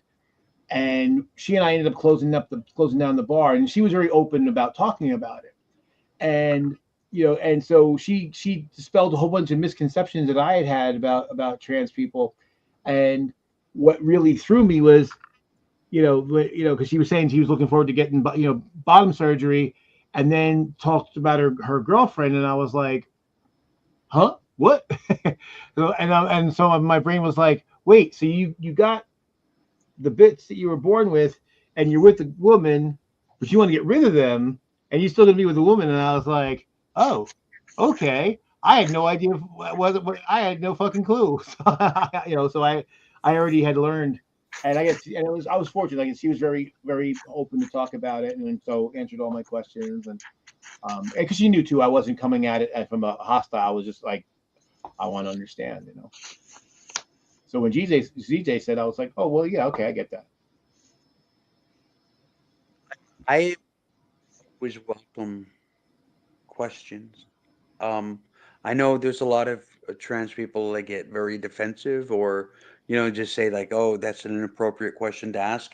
I mean, and yeah, I mean, technically, a lot of questions are kind of inappropriate, that people ask. But at the same time, it's like, if you don't ask, how do you learn? Right. And if something is if it's like bordering on inappropriate, I'll tell somebody. But I mean, I still try to answer the question without just going I think overboard, I guess. I think it also makes a difference how they ask, right? I mean, if they're coming, you can usually tell if they're coming from a place of trying to understand versus a place of hostility. That's part of it too. Yeah. Yeah. Same thing when people ask race questions, right? Sometimes they're like, well, what are you? And it's like, and Yeah. again, that can What be a are you? highly inappropriate question. There's a difference between what are you and what are you? Right. And the fact that I'm kind of a ethnic chameleon, because my background is so mixed that I've passed for pretty much anything brown. Yes, but I will no longer say that you're Mexican. Can be dangerous now. That could be dangerous now. Yeah. You never know. Homeland Security or ICE could be watching these videos going, "There's Mexican." Well, yeah, I've had various Hispanic people assume I was one of them. I've had Egyptians that thought I was Egyptian. I've had Indians that thought I was Indian.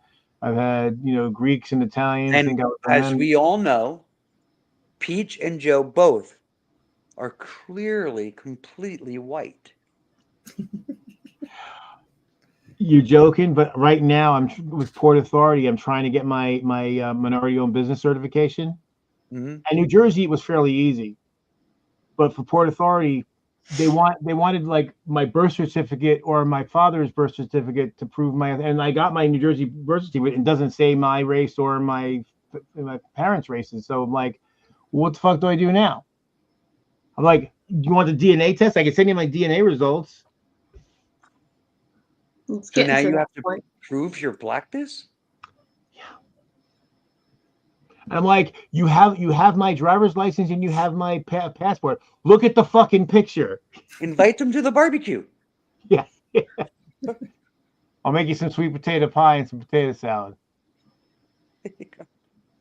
Yeah, my New Jersey birth certificate not only does not list my parents' races, it doesn't even list their names. Really? Yeah. It's just my name, day I was born, where I was born. That's it. And that's the official birth certificate. Wow. Because mine has my parent. Although, again, the person who's on my birth certificate as my father is not actually my father. Oh, well, that's even more confusing. Yeah, and I was actually thinking like how to get that changed, and unfortunately, when I looked it up, it didn't. Everyone's like, "Oh, Google it." Google gave me basically it was like how to change your own name. I'm like, no, I'm trying to change who my parent is, because the guy who's there is and who I'm named after ain't my father. He's also black, thankfully. So if I have to get his birth certificate, the problem is I don't know his birthday. I just know I know he was 27 when I was born, but I did order my father's birth certificate from Alabama that hasn't come yet. But We'll see. I have a hard time believing you can change the name of your parents on your birth certificate. Only because then anybody can change, you know, like I could claim I am Donald Trump's son. Yeah. I mean, the thing is, like, I can show, because two of my sisters did Ancestry also, so I have sisters.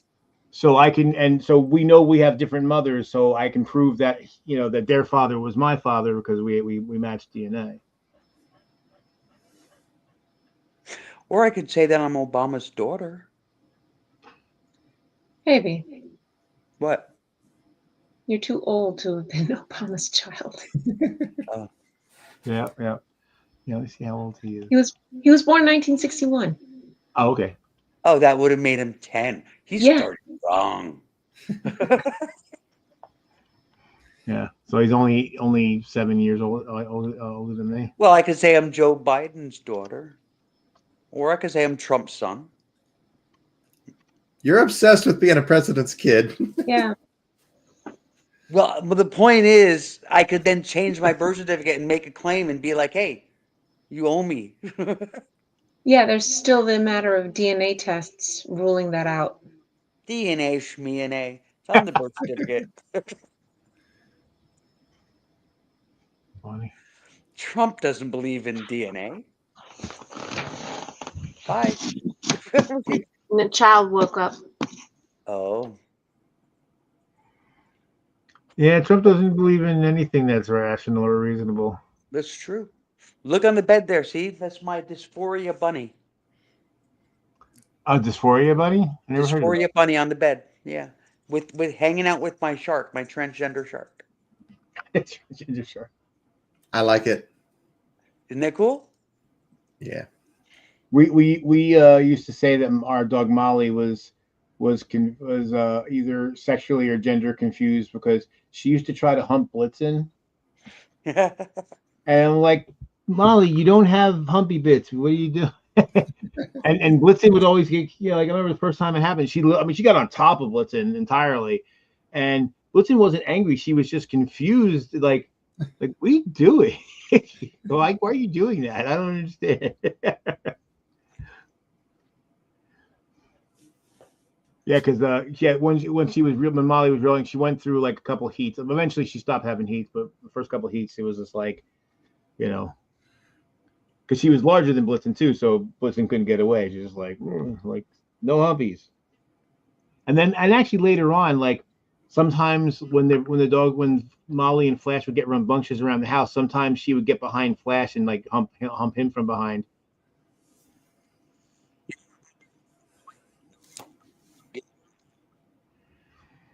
Little Molly. So I always got to be careful. Flash is underneath me right now, so he likes to get under my feet or under my legs, and he likes to do that since he was little, but he hasn't been little in a very long time. Oh boy. It's just a total pain in the ass all the time. Yeah. He wants constant attention. He means well. He's not smart enough to have ill intent. Yeah, but he's a sweet boy. He's very huggable. He loves hugs. What is that Hanlon's razor applied to a dog? I don't know what that is. Well, I might be saying the wrong thing too, but it's never attribute to malice what can be explained with ignorance. Yeah. That's definitely Fitch Flash. He does not have the intellect to be. In fact, it's funny. Like, I don't know if you ever played D&D, but like in the older versions of D&D, like he had this thing about alignment that had to do with like kind of how you treat others and everything. And if you were below a certain intelligence, you couldn't have an alignment because you didn't have the forethought to be able to know the difference between good or bad. You just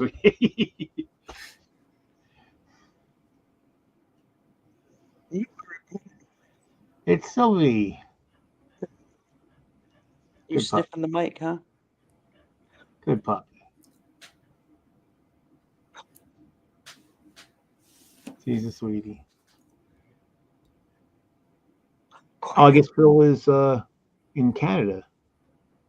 Yeah. Yeah. You heard about the Canadian elections, right? Yes, I did. I'm very happy, very, very happy the way it went. Mhm.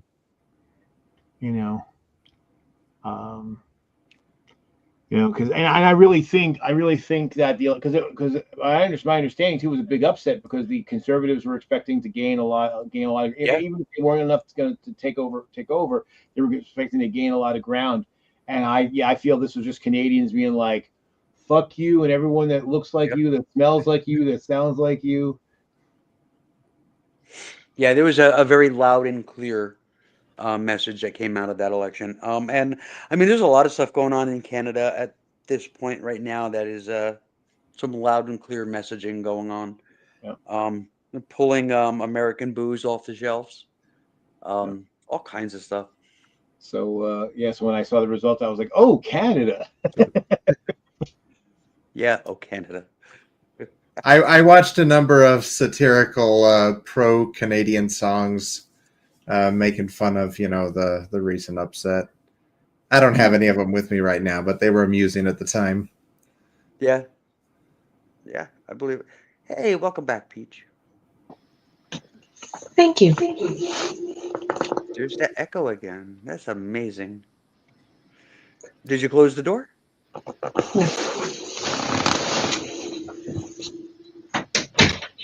There you go. So I'm going to tell you, I don't think it's my mic. That's your mic. Because we can hear every creak that chair makes. Really? Yep. I love that chair, by the way. You want it back? Yeah. Yes. You look good in it. Who wouldn't? Wow. That really is loud. Hello. Echo. Now pinch hitting for Pedro Borbon, Manny Mota. I'm trying to turn the mic volume down. Does that sound better? Yes. Okay. It's a huge thing here to not buy anything manufactured in the So, States. so what was that quote that I just did? Where was that from? I don't know. Wasn't Bad News Bears, was it? Airplane. Oh, okay. When It's they're been a while since I've watched it. I Yeah. still got it. When they're at the airport in the beginning Phil knew. and they're doing the announcements, and then out of nowhere he's like, now pinch hitting for Pedro Borbon, Manny Mota. Yeah. Oh no, I know that's right. No, it was actually when he was flashing back, and he's doing he's echoing his head, and then he's like, hello, echo. Now, oh, it's your weekly go to. Okay, cool. So here's the thing, Phil. I mean, the U.S. doesn't really make a whole lot anymore. Potato chips. More than you think, but not enough. At the end of the day.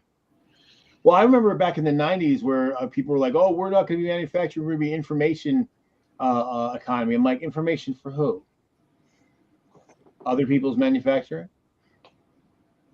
All the fun breakfast cereals come from the States. Certainly not our chocolate. Yeah, no, American chocolate is. I mean, I don't dislike it, but it's not the best. Oh, it's horrible. It was funny because when I first got Blitzing, of course, you learn about dogs, how chocolate's, poisonous to dogs. Mm-hmm. And then I was, being evangelical about all the dog facts I learned. And then somebody online in the group I was in said, well, I used to give my dog chocolate all the time and she'd eat a whole bar. And I'm like, Hershey's? It's like, yeah, how'd you know? Because there's like almost no cocoa solids in this shit. It's awful chocolate. No chocolate in that chocolate. Yeah. Like the George Carlin. It's chocolatey. You know what that means? Chocolatey. No fucking chocolate. My brother lost a dog because he shared some soup with the dog and there was too much onion. And he felt really, really bad about it because somebody actually said, hey, that's probably not good for the dog. He's like, get out of here. Ugh. Yeah, he was not okay about that for quite a while. Yeah, I'll bet. Yeah, I don't think I'd ever be right after that because You know it'd what be, else it'd be that my fault. they're not running to the stores to buy? American cheese. Because it's not cheese. Well, Well, it depends. It depends. Some of it is, some of it isn't. I mean, the Kraft singles isn't, but It's a cheese product. It's It's like the chocolate. concept of a cheese. It's a concept of a cheese. American cheese, like I mean, I love a good grilled cheese sandwich, and even with American cheese, it's pretty good. Um, but really, cheddar is so much better. American cheese, if it gets like drips onto a burner and it like burns, it smells like plastic. well, what is it? Boar's Head actually makes American cheese that's actually cheese. It has actually milk and rennet made cheese. Well, I mean, Kraft Singles has a lot of milk in it. I mean, still, it's counterbalanced by the plastic. Um, Although it's funny because the whole thing about like Ready Whip has their whole commercial like you want oil or cream because they're going oil against or cream. Miracle Whip. Yeah. Like I prefer Miracle Whip, quite frankly. I don't like real I don't like dairy stuff that much. So Oh, Cool Whip, you mean? cool, yeah. Yeah, I could actually take a tub of Cool Whip and just go to town on it. Freeze it and eat it like it's ice cream. But yeah, don't leave it out too long though, because it will break. It will start to break, and then you Yeah. have a puddle of water and Grease. oil, and yeah, it's Yeah. not pretty. My mom actually, on holidays, and she'll make pie and stuff, and she'll give you a slice of pie, then ask, just like the commercial, cream or oil? They say, I'll take oil. Well, what I think is kind of wild about cream in general. If you beat cream long enough, you get whipped cream. If you keep beating it, it turns into butter. And the same stuff, like you ate the whipped cream, you'd be like, "This is amazing." But if you keep beating it, you wouldn't just grab the same volume of butter and just eat it. That would be fucking sick. Oh my God. This just in. Luigi the musical? yep. I just saw it, and that's why I Oh, had to send it to you. I'm like, wow, for real? They made a musical about Luigi Mangione. Jeez. It's going to debut in San Francisco. Yeah. Get out of town. Wow. Luigi the musical is billed as a story of love, murder, and hash browns. It's due to open in June at the Taylor Street Theater, formerly the Exit Theater. I would go to that. No, Phil, not the plumber. No, that was Joe the plumber. No, Luigi the plumber. He's Mario's. Oh, yeah. Mario's I brother. got you. Ah, nope, not the plumber. The And show is no described- Mario either. No. The show is described as a wildly irreverent, razor-sharp comedy that imagines the true story of Luigi Mangione, the alleged corporate assassin turned accidental folk hero. Was it an accident? He didn't intend to. I don't think so. The film features other famous characters, including convicted crypto fraudster Bankman Fried. Sean, what's his face? Sam Bankman Fried and Yes. Sean P. Diddy Combs. Okay. What I think is funny I about would absolutely go to this. what I think is kind of funny that anytime they refer to a crypto where they say crypto fraudster, I'm like, you don't have to say they're all fraudsters. Yeah, it's so redundant. yeah. I mean, there's so many, and what gets me is what's his name, Jake Paul, whichever Paul is not the boxer, I don't know. Yeah. but whichever one, and he's been part of so many crypto scams, like over a dozen. And people keep believing him, and somehow he skates by with no. Because they want it to be true, Joe. They want it to be true. And like he's like, how many things can you promote that turn out to be scams and rug pulls, as they call them in the crypto space? and then none of the stink gets on you. I don't get that. It's the same thing with Trump, though. Like everybody that believes everything out of his mouth when he's been proven to be a liar over and over and over again, they want it to be true because that owns the libs. Yeah. It's part of their identity at this point. And the same Yep. thing with, you know, that dipshit's followers. Same thing.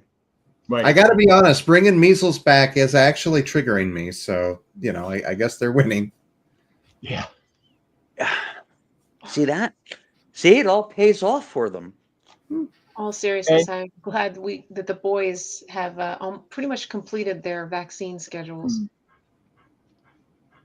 And you know, it's gonna sound incredibly mean because I mean it to be, but all these fucking, you know, like anti-vax people in Texas who are plague spreaders, I don't have any compassion for them losing their children at all. None. Zero. Well, I mean, the one guy whose daughter had died from measles, I actually felt bad for him until he opened his mouth and said that he would do it all again the same way. Right. He has absolutely no regrets. And it's just like, your kid died. You have no regrets. Really? Yeah, they would rather not be parents anymore than to give up their ideology. Right. That just reminds me of that joke. So Peach and I decided that we didn't want to have kids. Boy, the kids are going to take it really hard. But I mean, it's yeah. How do you lose a child, and then say that you would do the same thing that led to their death anyway? Yeah. Like, what kind of It's nutbag do you have to be? unfucking believable. You know, what is the term? Unimaginable bastard. That was the term. Yeah. And unfortunately, they are becoming more and more imaginable because they keep fucking cropping up. Yeah. Imagine that. You know, and I saw, this is, I don't know, probably 3 weeks ago, somebody on somewhere in social media trying to tell everybody, well, you know, we shouldn't be mean to these people because they're suffering too, and blah blah blah. We need to get them on our side. Are they though? And that, you know, we need to get them on our side because, like, we'll talk about like the Trumpsters that are like actually getting hurt by Trump's policies and recognizing that they're getting hurt by Trump's policies, and now they're like, and I'm like, but the thing is, okay, the ones that kind of see the light a little bit and realize, okay, maybe they made a mistake. You know, I can say, okay, fine, come into the fold and get out of the cult. But the ones that are still like, you know, still doubling down on it, no, how am I supposed to feel bad for somebody who's still doing it? Like, and again, I'm going to use, since they're all like white Christian nationalists, I'm going to use their own ideology against them. You know, when I was, you know, a Catholic kid, and you know, when you learned about redemption, that you could not be redeemed unless you gave up the sin and tried your best to make amends for it. Right. So if you're going to continue to do it, I can't, you know, seriously as being right. Because you're still doing it, you know. I mean, anybody who wants to stand next to me in a protest is more than welcome to do so, no matter who they voted for. Right. You know what I mean? It's like, okay, so you've come around, you've seen the light. Okay, then yeah. Then stand on the line with me. You know what I mean? Come, you know, make your voice heard. Put your fists in the air. Right. More than welcome. But yeah, if you're just going to say online, holy crap, I made a mistake, and that's as far as it goes, well, I can't really take you seriously. Well, worse really the ones don't even think they made a mistake. They're just thinking, oh, well, you know, why is he hurt? You shouldn't be hurting me. Like, I want him to keep doing this, but just not to me. Well, that's just a shitty person, though, right there. Yeah. Like, well, then fuck you. Like, I hope more bad things happen to you on purpose. I mean, we've seen a lot of those. There's I was probably the Daily Show where they had an interview with a woman who was just like, you know, I'm not the person that was supposed to be hurt. And it was just like, wow, so you voted to hurt somebody. Aren't you just special? Right. Yeah, there was one woman I saw recently. Apparently, her farm's probably going to go bankrupt in 3 months because 100% of her business was selling farm goods to USAID. Yeah. Then that's gone. 100%. And everything's locked up in contracts, so she's really, and she can't change her prices because because there's all the contractual stuff. So she's going to go out of business in 3 months because there's just not going to be enough. Not going to be enough sales to keep everything going. Yep. Yep. And she was still kind of like flummoxed that it was happening to her, and not at all looking to realize that she made a monumental error. And I'm like, well, how am I supposed to feel bad for you?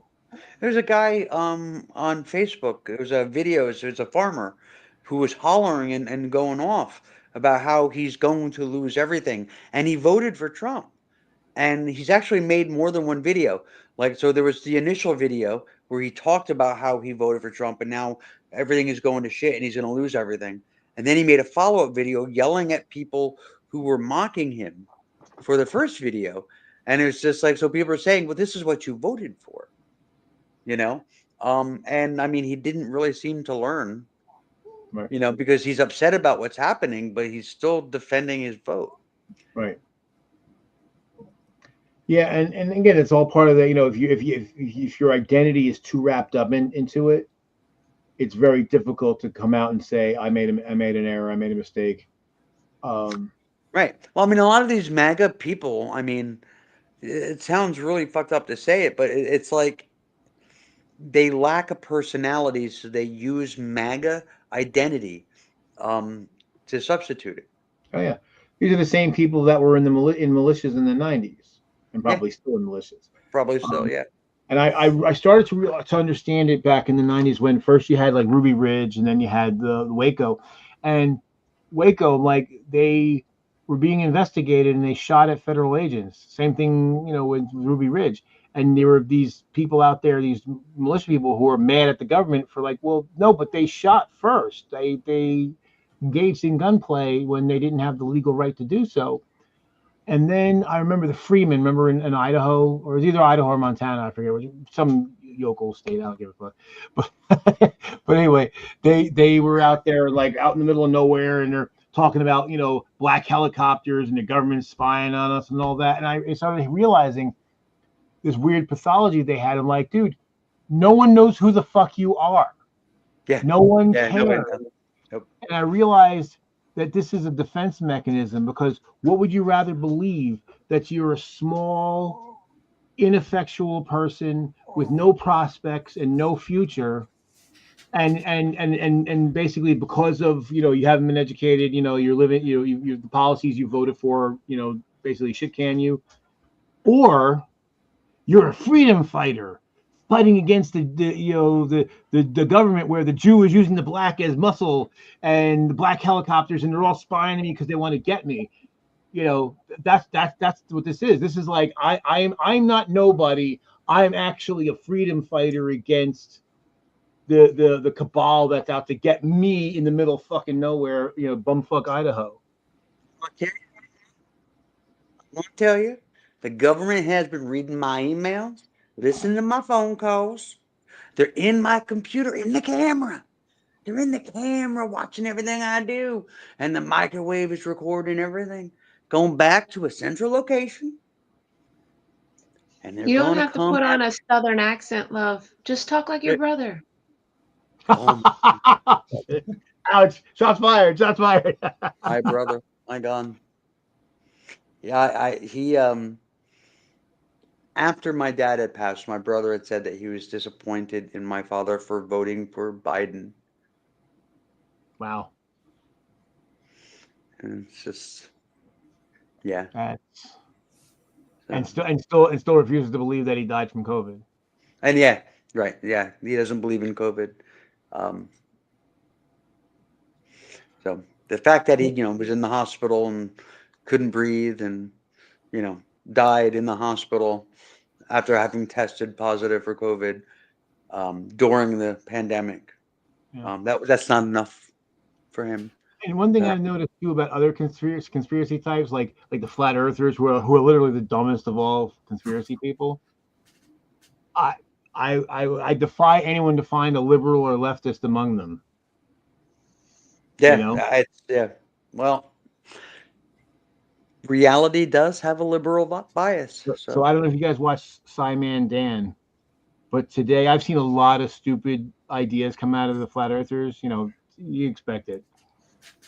But what this guy tried to use as a proof that we live on pizza Earth and not on globe Earth is that he takes a beach ball and he puts it on the top, and it's like, okay, it's pointing toward magnetic north. But then he puts it on the side of the beach ball, and of course now the compass can't point to north because it's bound up because it's trying to point in a direction and it's getting caught up. So since he lives on the side of Earth and the compass works, so it must be flat because the compass wouldn't work. And like, dude, there's no up in space, you fucking moron. Like, the top of the Earth isn't up. We just call it that because it's because basically the maps were made by Europeans who basically so very Eurocentric maps. Right. No matter where you're standing on the globe, if you point like this, you're pointing up. That's right. And I'm like, this is. I mean, I've heard a lot of stupid ass flat Earth stuff, and So I mean, a really good, like, I guess I think is a good definition of up. Basically, would be the opposite direction of the ground. basically it's a line perpendicular to the ground. to the plane that's perpendicular to the or tangential to the surface. Hmm? Well, it's just opposite the pull of gravity. I mean, that's how I would define it. So, but it's just like. Yeah, but see, some people might not believe in gravity too, though. It's just Oh, yeah, a theory. Flat earthers, they literally think it's all density and buoyancy, but of course, density and buoyancy only affect things rising and falling because of goddamn gravity. Gravity is just a theory, so maybe they'll just float the fuck away. God. and again, I said before, there's a lot of conspiracies that I don't believe in the bulk of them. I don't know that I believe in any of them, but the thing is, like, at least with the most of them, you could understand why somebody would do that, right? Like we talked a little bit about it last time, right? About like the whole 9/11, building 7. It's like, okay, I could see why a government that wanted to needed a pretext to go to war could try to stage something, right? I don't think that's what happened, but I could see that. I could conceive of that as a rational possibility that a government could do something like that, right? Because there have been false flags in the past. The Reichstag fire, for instance, was a false flag. But like I've yet to hear any like cogent, sane answer as to what advantage there is to tricking everybody into thinking the Earth is an oblate sphere. What's that? To sell more globes. Yeah, but they could sell just as many pizza Earths if that's what Yeah, we but were. you can't sell any globes on a flat Earth. Come on. it's to make people think that God isn't real. That's what it is. I've heard that one. I'm like, yeah, Because God made pizza Earth, and if there's 200 billion galaxies and 200 billion stars each, then maybe we're not special.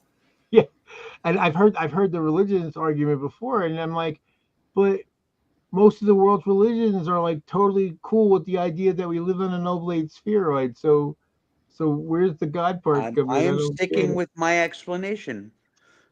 Big education and big globe, they got together and they conspired and they're in cahoots.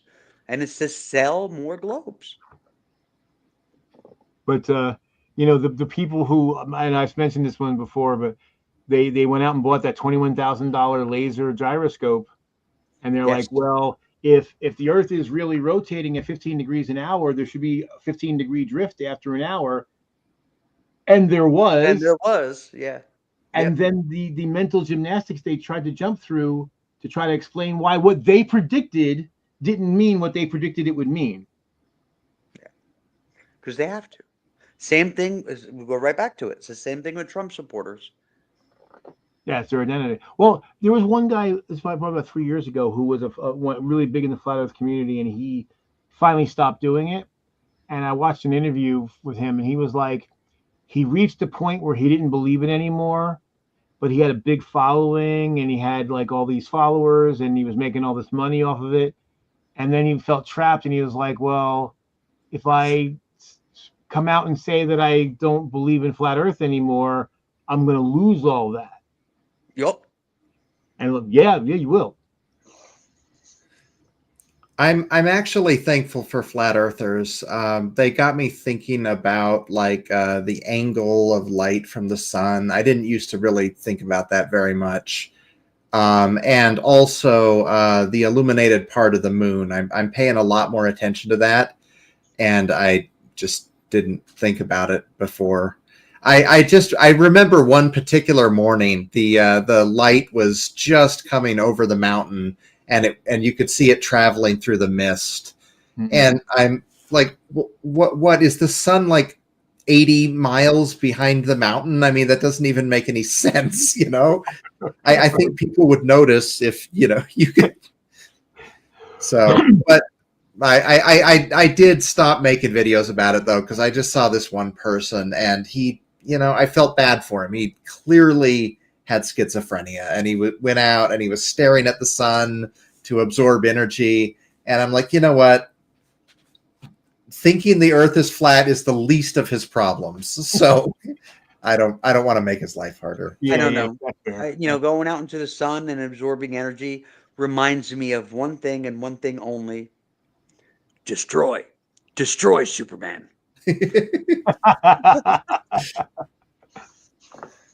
Know what I love about flat earthers and the Flat Earth Society? Is that they've got chapters all around the globe.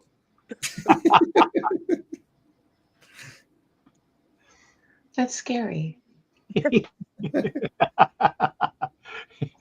only thing they have to fear is sphere itself.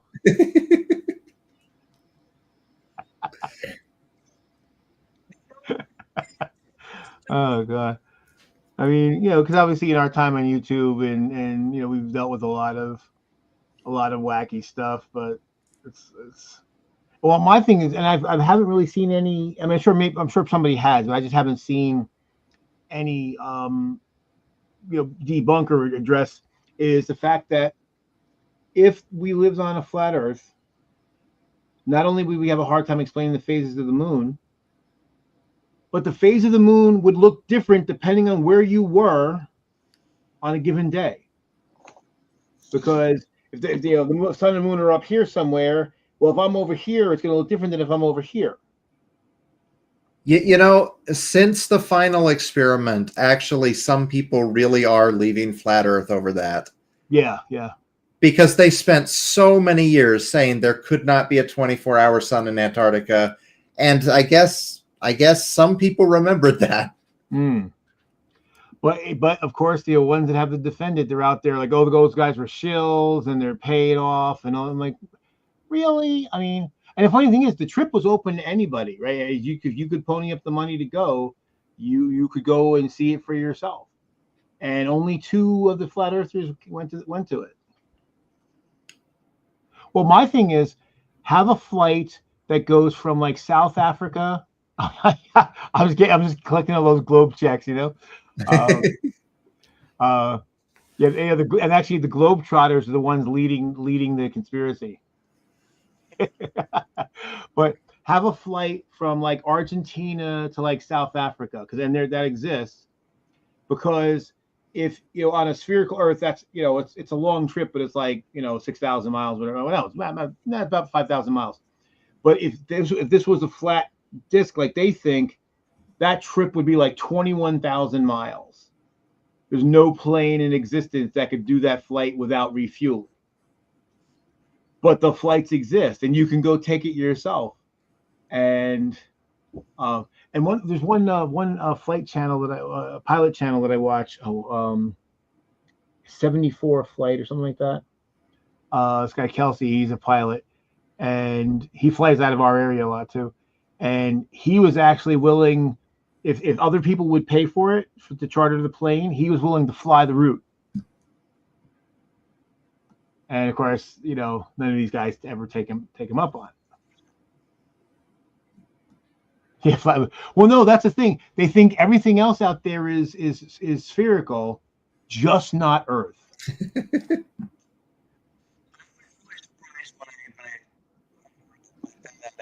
That they believe all the other planets are spheres and the moon is a sphere. It's only Earth that's flat. That's bizarre to me. Yeah. Well, because they believe in the old Aristotelian model, right, with of the firmament of the crystalline firmaments. Right. But And the problem somehow with, gravity doesn't affect the right. shape of the Earth as every other planet. Well, right, but they don't believe in gravity. And the thing Because about God.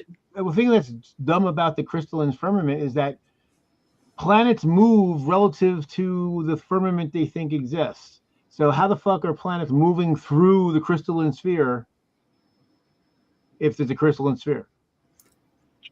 Magic, yeah. Because God. God.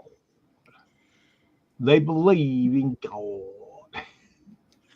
What was And most, the most joke God at worshippers. South Park? Was it South Park or Family Guy Family about Guy. Mountain Dew and God? Family Guy. Yeah. And Brought I, to you by Mountain Dew and God.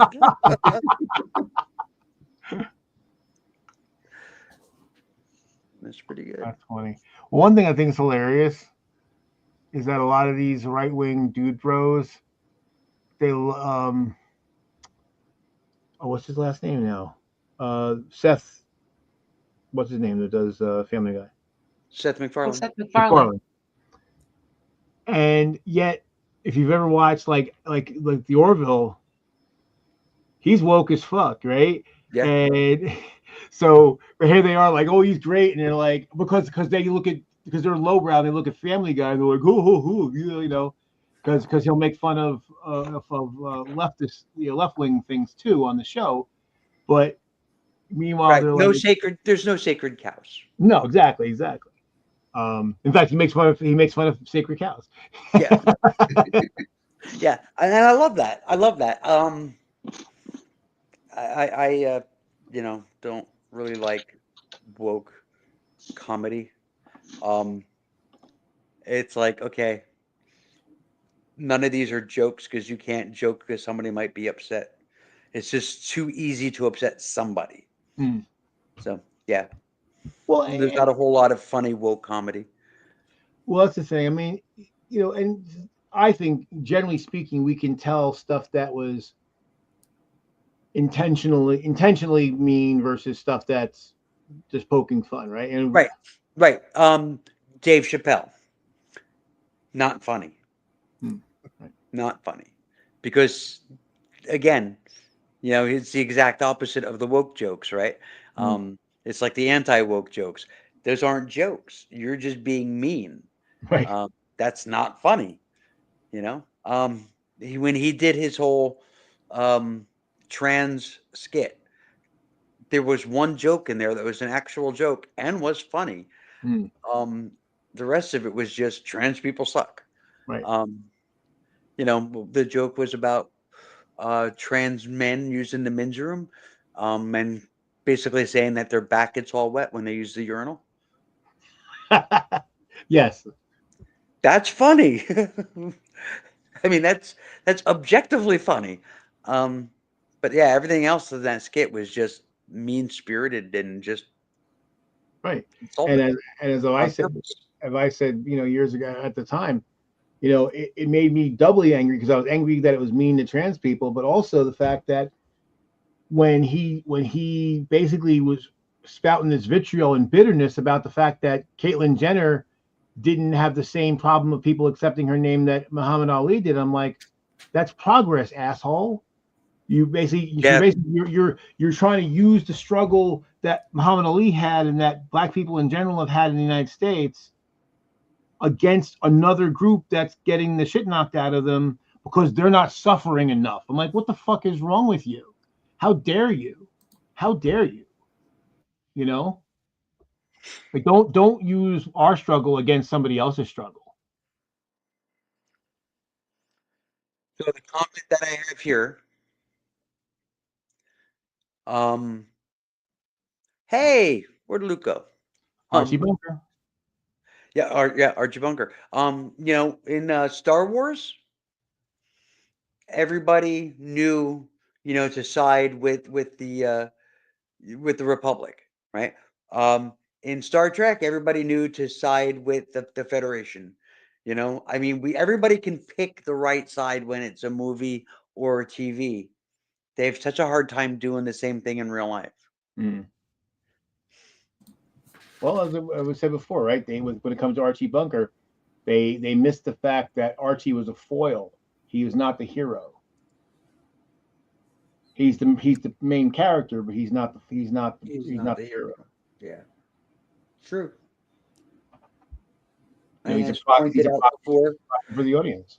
right? Yeah, and as you pointed out last time was that he rarely wins. He's Yeah,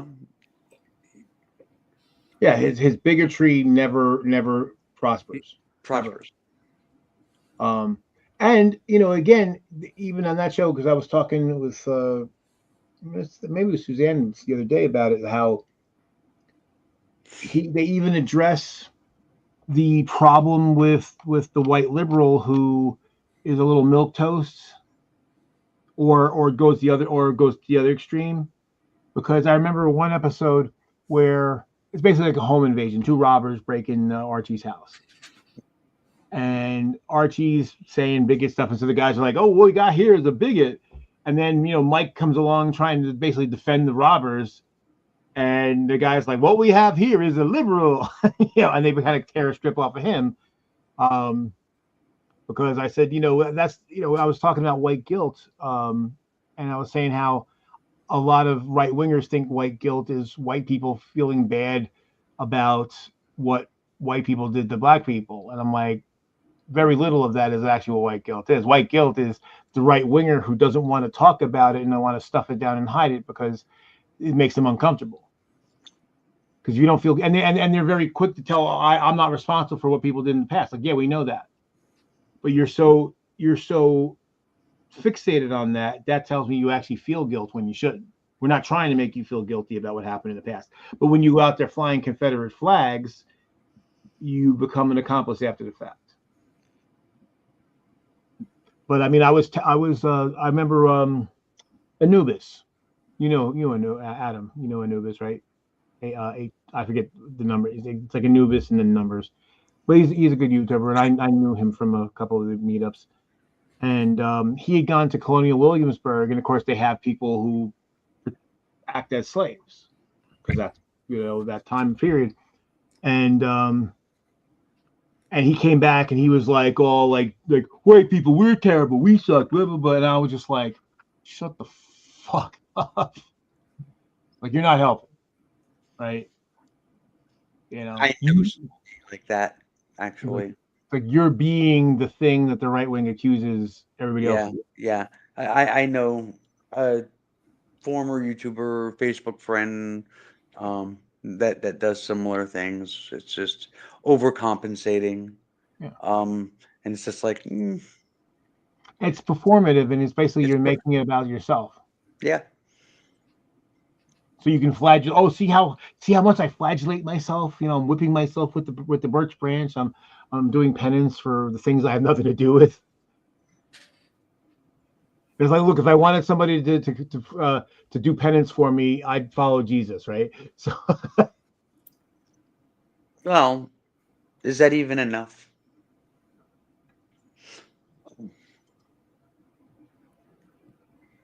Is that enough? You just got to get the incantation right. That's right. Yeah. Flatu varata nictu. That's right. Yeah, I never saw American History X, so I can't comment. Yeah, I tried to talk. Did you see it? Yeah, I've seen it. It's one of those movies I can't watch twice. Yeah, I wouldn't want to watch it again. Why? It's a rough movie.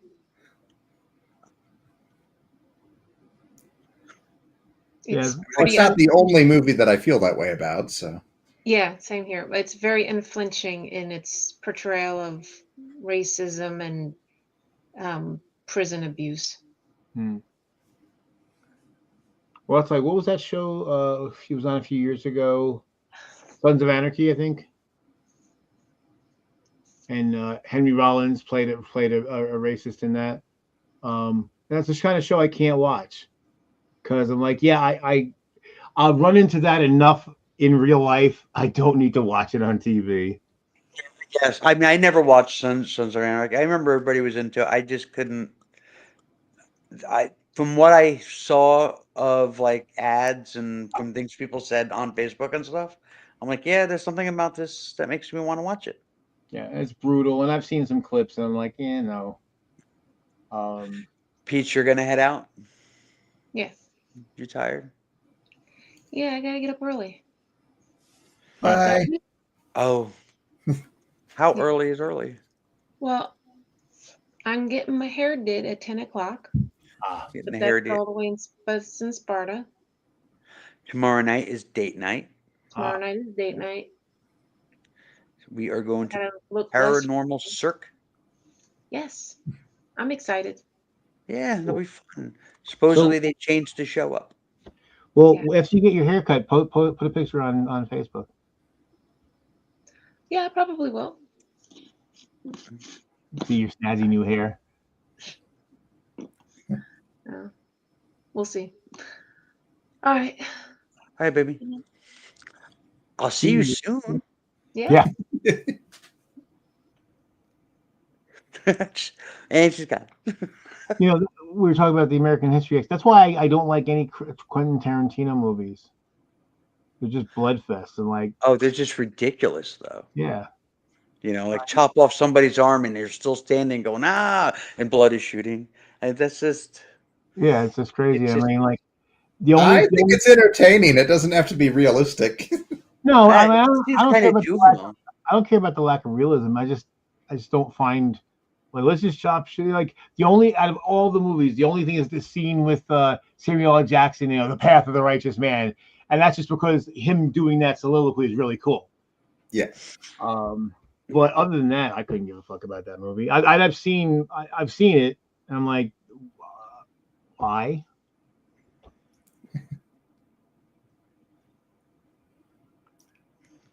Right wingers watching movies and misunderstanding them or getting the wrong ideas about what they're about. When they watch, Marvel movies and yeah. I didn't see American History X, so I can't comment on that. Yeah, and But it's getting a angry, common, getting it's a angry because common there's women around. yeah, right. But I like one of the common ones that we hear with right wingers being fans. It's like Star Trek, and it's just like, how are you a fan of this? Like you talk about woke.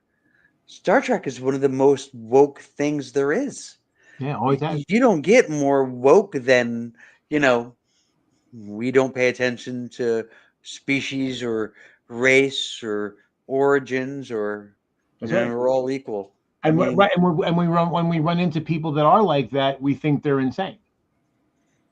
but they don't pay attention to the politics of Star Trek. They're watching for the pew pew, and there's very little of that in Star Trek.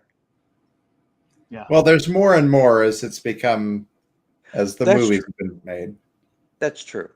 Modern Trek is more pew pew than it used to be, but even still, from the original series all the way through what is the movie area 13 section 13 31 section 31 31, yeah. all the way through most of the stories, most of everything, most of it is politics. Yep. I mean, that's what it's about. It's about and politics. that's the main reason why I haven't been a fan of a lot of the newer Star Trek, only because they tried to turn it into pew pew, and I'm like, it never was that. The original series and even the next one, these were not action series. Nope. They were exploration and adventures. That yes, there was some conflict and there was some action, but it was not central to what's going on. And I look at like the battle in, the movie in 2009 versus the battle in Wrath of Khan. In Wrath of Khan, there's tactics and strategy and, and all this. And what did we get in 2009? The ships charge at each other and just fire all weapons at 100%. Like, that's boring as fuck. I mean, but there's a story and there's conflict, and it follows the basic recipe of a story. Yeah, oh yeah, that's true. But the the chess game of it, the strategy of it is gone. Right. The politics is gone. Um, Well, and this is that what same thing with, that's all traded for pew pew. you know, well, same thing with the newer Star Wars, right? It was the same thing. Like I remember, like when I saw The Force Awakens, every single scene has a fight, every one of them, and that's not. If you think about the original Star Wars movie, you had the fight in the beginning. You had a very brief fight with the Tusken Raider. You had the bar fight, which is again very fast, and then you don't have anything. You know, then it's like then you don't really get until like the end of the movie. And then the last like half hour is like when they're running around the Death Star Right. fighting, You got the and then finale. they have to fight at the Death Star. But they you're making out with aliens, yeah. But it wasn't just nonstop battle. There was plenty of other things going on.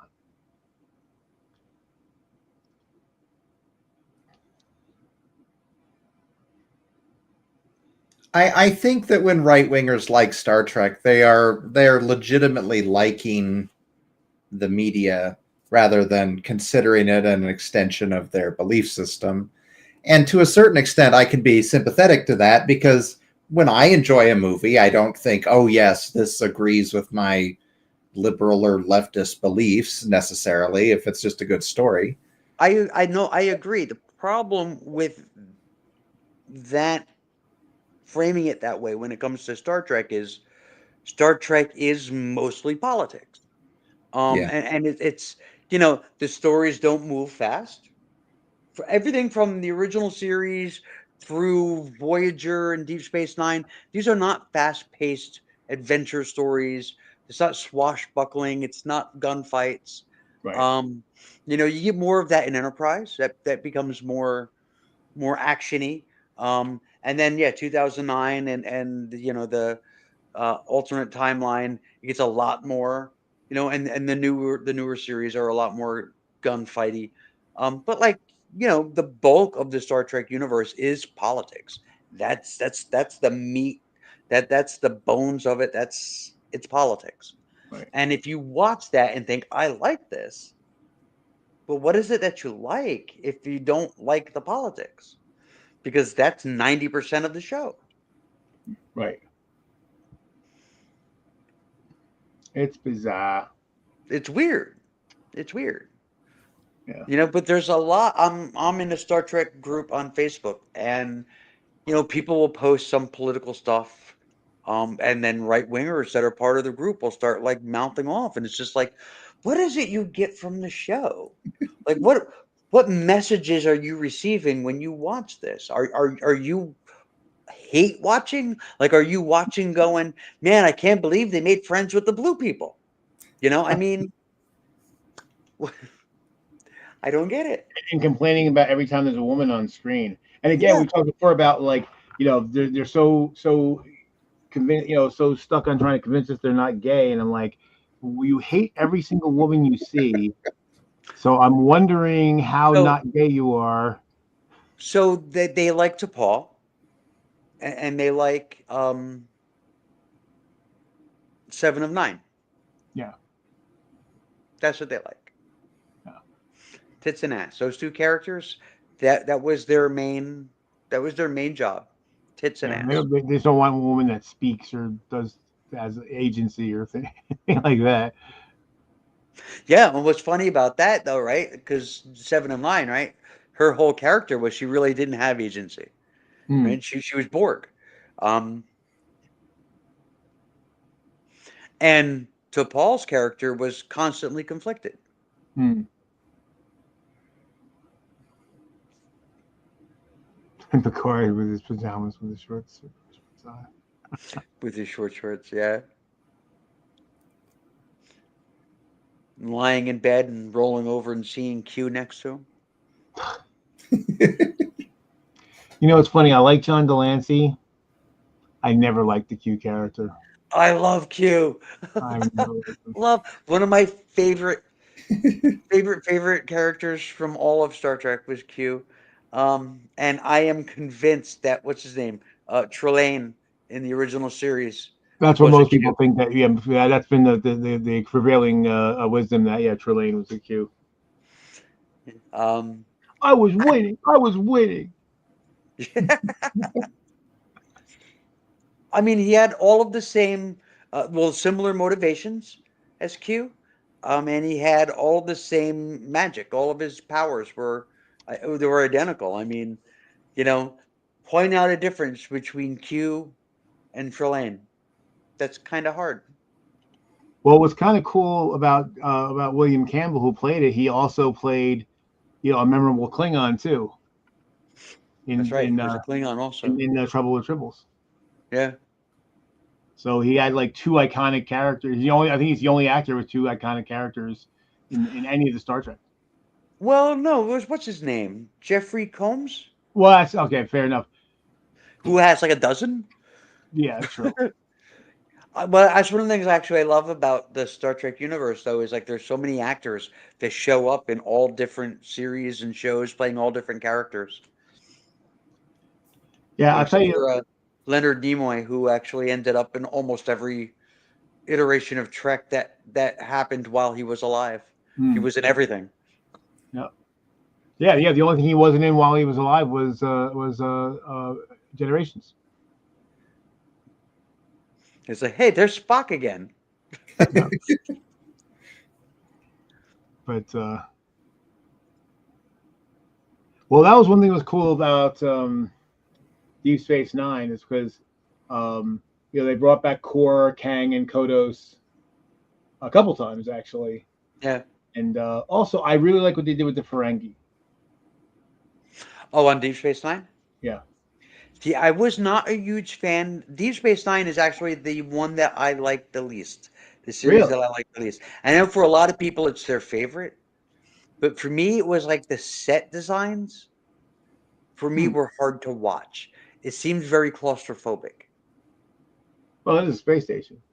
Oh yeah, I get that completely. But like even like the ship on Enterprise with the beams and the low ceilings seemed less claustrophobic to me than that That's space station. It yeah. just seemed like it was so tight and closed in. The original series is my favorite, always will be, but Deep Space Nine is definitely my second favorite. And basically, like I love the Quark character, I love the Nog character, um, and one of my favorite Star Trek episodes of all time was House of Quark, and the way he resolves the issue. So basically, he's supposed to fight a Klingon. He knows he has no hope in hell, so he throws his bat'leth down and gets down on his knees. And it's like, well, if me fighting Dagor is just an execution. So if that's what you want, that's what you get. No glory, no honor. And then Dagor's like, whatever. He goes to kill him, and then Gowron steps in and is like, I don't want to believe all the things he said about you, but if you could murder this pathetic little man in cold blood, then you have no honor. And then they disaccommodate him. But I'm like, that's the ballsiest move I've ever seen in all of Star Trek. I did not like the way the Next Generation presented the Ferengi. I didn't like, I I know that's the first iteration of them was on that. But they were just so primitive. They were like monkeys. Yeah, they didn't make They sense. didn't think. They didn't right. These Yeah, people have yeah, no real motivation. we're a spacefaring race, and yet we run around like Yeah. But then Which, again, the Next Generation also had the Packlids. yeah, but the Packlet they basically bought or inherited everything they had. So, and that was the kind of funny part. Like that's where they're constantly breaking down and getting lost because they have no idea what the fuck they're doing. You make ship go? We look for things to make us go. Things that make it go. We're smart. We We're are smart. not. We voted Trump. Trump make country go. Someone's got to make that meme if it doesn't exist They already. did. I shared it. It's on Facebook somewhere. I Oh, shared it. Trump made country go. Oh, Peach God. was like, only Star Trek people would understand that. Yep, yep. Most people go right over their heads. But That's true. yeah, but yeah, but Deep Space Nine did a much better job with the Ferengi. I And agree with that. I also liked Enterprise handled the Ferengi well. But yeah, no, Next Generation was just like, yeah, no, this is just terrible. These Well, the entire first season of The Next Generation was pretty terrible. It's true. I think it was still discovering itself. Yeah. Season 3 was good. Yeah, they was up and running by season 3. yeah, season 2. I mean, like Measure of a Man is like the 9th episode of season 2, and that episode is great. Yes. Yeah, but I mean, overall for the season, they were still finding their feet. Yeah. Season 1, they were discovering what the show could be or what it was. Season 2, they were finding their feet, but by season 3, they was pretty much running at a pretty decent stride. Yes. So season 2, I think, had one of the best Star Trek episodes, and also one of the worst. Yeah. Well, what was the No, I'm sorry. I mean, I'm sorry. It was season 1. It was season 1. which one? Because Denise Crosby died. Her character died near the end of the season. The one where they go to the Black People planet. Oh yeah. Oh, that one. Yeah, it's just shockingly bad. Yes. Yeah, I think that's universally considered the worst episode. Yeah, of any Star Trek Yeah. series. Yeah. Yeah, that was pretty horrible. And I was watching a reviewer like basically tear it to shreds, and it was just like, apparently even people while they were doing it were like, "What the fuck are we doing?" There was another one that was maybe not equally bad, but also very bad, and that was when they went to the planet that was dominated by women, and the men were submissive and subservient. That one was pretty bad too. That and the one with the space Irish people, because Oh my God, yeah. they were like Yeah, every right. Irish stereotype you've ever heard of in your entire life. I think they even created a few new ones. Yeah, that was pretty bad also. like, oh my God. I mean, I was just half expecting a leprechaun to appear. So Let me see. Well, we have the drunk man, we have the the feisty Irish woman, and we have all the chickens and pigs. yeah. It's like these are spacefaring people. I mean, you have them like fucking like it's 1830. Yeah. Spacefaring with a chicken under their arm. Yeah. Space chicken. Well, I mean, they had an explanation in the episode why they were Luddites, and they rejected technology. There's always an explanation. It doesn't mean it was a good idea, though. I'm not saying it was a good episode, but I mean, it wasn't like it was random. Well, yeah. Season 1 of Deep Space Nine is also a bit rough. Well, because there's a lot of the Bajoran religion. Yeah. And I hate the Bajoran religion episodes. They're not great. Even later in the series. Well, I mean, I think it's I think it was important for the overarching story of the entire thing, though. I mean, it was at the center of what was happening. So they needed to tell you. I mean, sometimes exposition is necessary. Right, and the thing is, like, even like the fact that it turns out like that Cisco is half wormhole alien, like, what? Huh? And like, so that's why he had to be the prophet, because one of them somehow traveled halfway across the quadrant to go to Earth for some reason and live as a human being, and somehow had a child with a human, even though these are timeless beings with no DNA. What? So I saw this meme recently. It was like, when I was a kid, I was James T. Kirk. I was like the cowboy and rough and ready to go. When I was a young adult, I was Cisco because I was wise and measured and maybe even God. Yeah. And that's the funny thing is, like, as much as I like Deep Space Nine, I'm actually not a big fan of the Cisco character. Yeah, a lot of people are like, oh, he's my favorite of all the captains. So number one, he's not really a captain.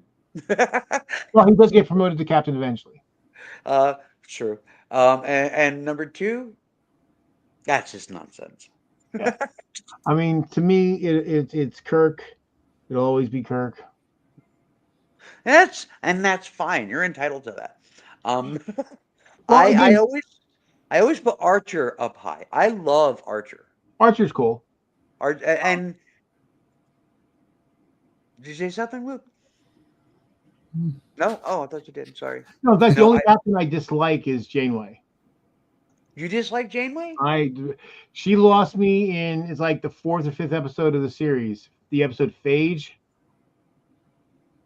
So basically, they run That's into the one when they stole Neelix's lungs? Yeah. Yeah. Because I'm like, okay, so they steal Neelix's lungs because they're like galactic lepers, basically, and they track it down to, they find who took it, and they're like, give us back the lungs, and they're like, we can't. Like, why not? Well, we put him in Bob. Look, we'll give him back. Well, then, Bob will die. Oh, well, we can't do that. Yeah. What? Too fucking bad. Like, they don't belong to Bob. Bob. And Kirk and Cisco would have extracted those lungs with a fucking spoon if they had to. Yep. So you're going to tell Neelix, yeah, you know what? We could get your lungs back and preserve your life, but somebody else, the person who stole them, really needs them too. What? That would be just cause for mutiny immediately. You would never be able to have the respect of your crew if you were a military commander and you allowed that to happen. Agreed. So I like Archer for the reason that a lot of people don't like him. He didn't know what the fuck he was doing. He was like a cowboy, was just like flying by the seat of his pants. He had a grudge against almost everybody he met. And he was an asshole to everybody that gave him a hard time. And I was like, love it. This was the first ship. Yes, the guy that's going to be the captain is kind of going to be a douchebag sometimes because he doesn't know any better. Right. But I liked. I know because you didn't like the season 3 storyline, the Zindi. Yeah, I didn't like the storyline. I liked when he was tied up by the reptilians, and he started doing his speech about turtles. He's like, yeah, we like turtle soup on Earth. He said, hey, you might not know this, but my planet was once ruled by reptiles. They had one problem: very small brains. That's cool. Yeah. So there you go. That's the captain that I would vote for. Absolutely. But yeah, like I said, with Kirk, so many people try to tell me he's a warmonger, and I'm like, I can prove that's not true with 2 episodes. Taste of Armageddon. Yep. And Private Little War. Yep. And I actually had somebody use Private Little War as an example of him being a warmonger, and I was like, you need to watch that episode again because he supplied his side, the side he preferred, with weapons. I'm like, he wasn't being a warmonger. He could have ended that conflict either by withholding weapons or just giving a lot of weapons to his side. Either way was going to work. It was going to end up in genocide against the side that didn't have the weapons. Right. He wasn't willing to do that. He felt that they could eventually come to a peace, but they had to both survive. And the only way to do that was to have the playing field. That's right. The only way to do that was to have a level playing field when nobody had a clear advantage, so they could never wipe. Neither side could wipe the other out. So it was the best of a whole bunch of bad choices. That's right. And in Taste of Armageddon, because of course he's preening and he's like, because he said, orders General Order 24. I'm like, right, but basically at the end of the day, he was banking on that one. they didn't want to get wiped out themselves, and two, faced with a real war that would have destroyed their society, that these people who craved order would be willing to talk peace. And he tells them, So- like, yeah, we can make it. Shatner's acting is really what led to the idea of Kirk being a warmonger, because every time he ordered to fire on a ship, he looked like he was enjoying it. Mm. He was like, fire, fire. I mean, he was married to the concept of destroying them. Yeah, the only episode where he shows any kind of warlike tendencies is Errand of Mercy, because they're all getting ready to fight, and then the Organian puts a stop to their battle, and it's like a big battle too. There's several Federation ships and Federal Klingon ships, Mhm. and of course he's angry. Then both he and Kor are very angry about it. Keep talking, bring it back. And then at one point he says, "We have the right," and then the Organian's like, "So what? Commit genocide, mass murder on a galactic scale?" And then Kirk's actually embarrassed that he was actually going down that road. And he's like, well, no one wants war. Yeah. And that was the closest where he let his emotions get the best of him, and he was shamed, and he could only be shamed if he wasn't actually a warmonger. Makes sense. But yeah, that's a great scene. And then he's like, "Well, I guess we're not." And then he says to Cora, "I guess we're not going to be settling this today."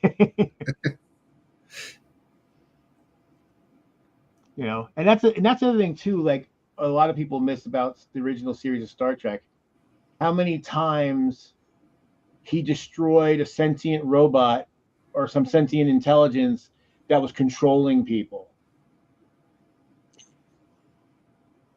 And you just, you had the one with the body where it's, and then you had the one with the primitives with the cave that had the lizard head on it. You had the one with Daystrom, right? The one with with the ultimate computer is the name of the episode. Where Had a lot of that kind of stuff too. was that? Next Generation. Yeah. There was the computer that was controlling everybody, and they couldn't have kids, so they kidnapped all the kids from Enterprise. Hmm. And Wesley was the hero because, of course, he was. I never liked the Wesley character, but I'll tell you, I love Will Wheaton. Yeah, I know he gets upset when people say "Shut up, Wesley." I understand. Well, especially when you read about what was going on with him, because his parents were abusive and basically stole all his money. Yeah, happens so often with so many young stars. Happened to Gary Coleman too. Yeah. I mean, Gary Coleman ended up having to go to court and basically like separate from his parents. Yeah. And it's weird. Like if you never had a lot of money and then you come into some money, like you'd think you'd say, well, okay, well now we can relax. Okay, we can live a little better than we were. But some people just go so overboard with how they live. Well, yeah. I mean, it happens a lot with people who win the lottery, right?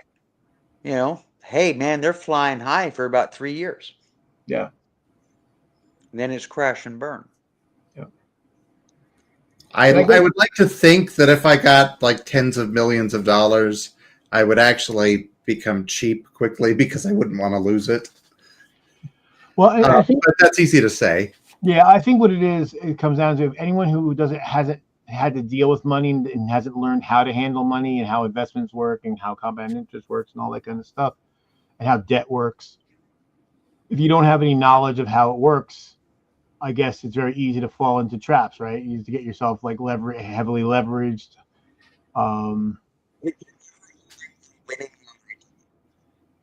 First call. If you're ever holding a winning lottery ticket, your first call should not be to the state to claim your money. It should be to a financial planner. Right. And a lawyer.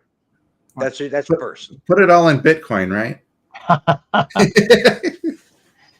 Well, that's the sad part because, like, you think like the first person that won $5 million in the New York lottery. So then that was at a time when interest rates were high. So you're talking you could easily get like a 5 to 7% return on your money. So, you know, you're talking $250,000 a year, and this is in the 80s, and that was without touching the principal. You can live pretty damn good even in New York on $250,000 a year in New York City. Still And- can.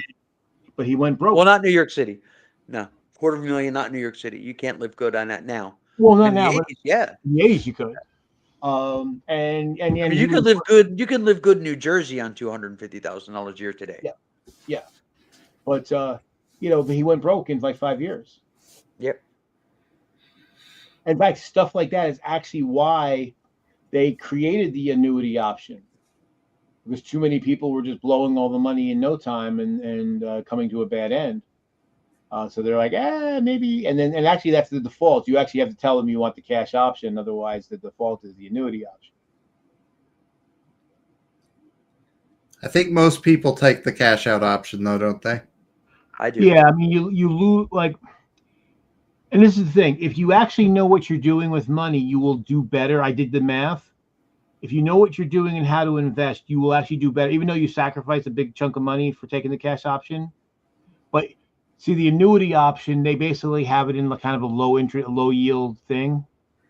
Mhm. So, you know, I mean, historically, over long periods of time, the market does between 10 and 11%. So if you know how to place your money, you'll do better than what they've got it in something that's like 3 or 4%, you know, interest. So, but if you can't handle money or you don't know how to handle money, then the annuity is better for you. Because at least you won't be, at least in 20 years, you won't be sleeping on a mattress in a gutter somewhere or a cardboard box. Face Von Clownstick would like to be Pope, apparently. Hello from the Nazi-free zone from Berlin.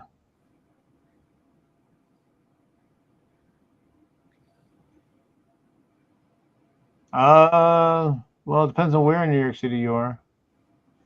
Not in Manhattan. Certainly not downtown. Maybe uptown.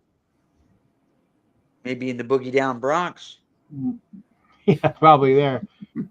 And definitely not in Midtown anymore. That's true, Bob. Yeah, Harlem, yes. Yeah, because now you're talking uptown. That's way uptown. That's 125th Street, and environs.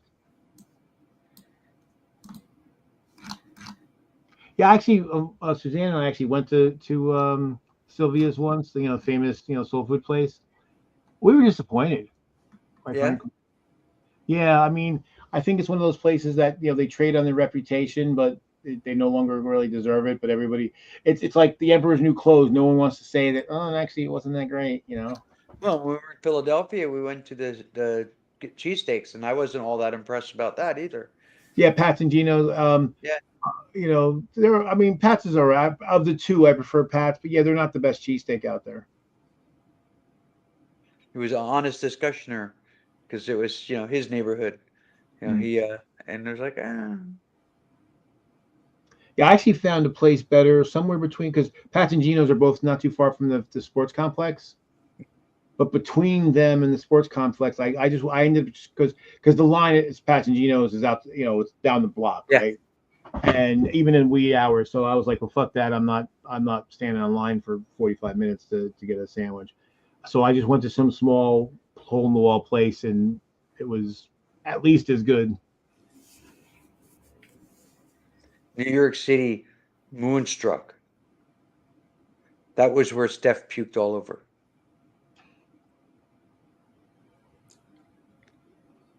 Remember the weirdest shit.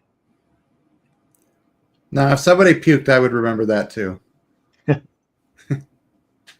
Well, soul food, it's called comfort food, right? So I mean, there's good stuff, there's not so good stuff like chitlins. You know, and I remember talking to some relatives down in Alabama about this, and like, well, you got to make sure they're not whiffy. And I'm like, yeah, right. If it smells like colon, don't fucking eat it. Because that's what it is. But you know, there's some good stuff. Like anything else. But yeah, Sylvia's was just disappointing. I've had help. My brother Mark made better ribs than they did at Sylvia's. His were really good. He's gone now, unfortunately, cancer. I have lots of siblings. Raven knows this, but I'm one of at least 17 children that my father fathered. At least. We think there's anywhere between 3 to 7 more. So when I show people like on Ancestry, I show the all the siblings, and like, you see all these 18 people, I'm this guy here. And it's the rest of all my Sounds like he was a really busy guy. He liked the ladies, and many of them liked him back. You know, I mean, talk about game. I mean, my brothers told me a story of one time, 3 of my brothers brought, because I didn't grow up with them, because I was one of his side children. The 3 of my brothers brought girls home. They did their thing, and then my father brought one girl home. And that evening, he got with her and the girl's mother. I don't know what he had. I don't know if he had some hormonal things, just, you know, whatever. He had like the best game in North America. I didn't get any of it. What's that? Some guys just have that swagger. Yeah. You know, the BDE. I think in his case it was EDE, enormous dick energy. I think his energy far outside the pace of his dick at that point. Elon Musk? No, but might as well have been. No, well, yeah, no. I mean, my dad didn't have Musk's kind of money, unfortunately, but no, and he had more kids than Musk too. So, just wish he would have had that Musk kind of money. But My ex had a cousin that had like 20 kids all over the city of Patterson. Like that joke was half of the city was related to him. You know. so I've often said that, you know, if Suzanne and I ever split up, or if she dies before me, if I ever Is get your dad involved, Nick Cannon? was that? Is your dad Nick Cannon? Well, all I know is if I ever think to get together with another black woman, well, Suzanne's not. Well, you know, she's white, but if I ever hook up with a black girl, I'm like, we're getting a DNA test, and if depending on her age, we're getting a DNA test because I want to make sure that you are not my half sister, or a niece. Because I mean, I'm actually one of the younger of my siblings, so there could be, you know, there could be a niece around my age. In fact, I know I've got nieces that are around my age, so I'd have to be careful.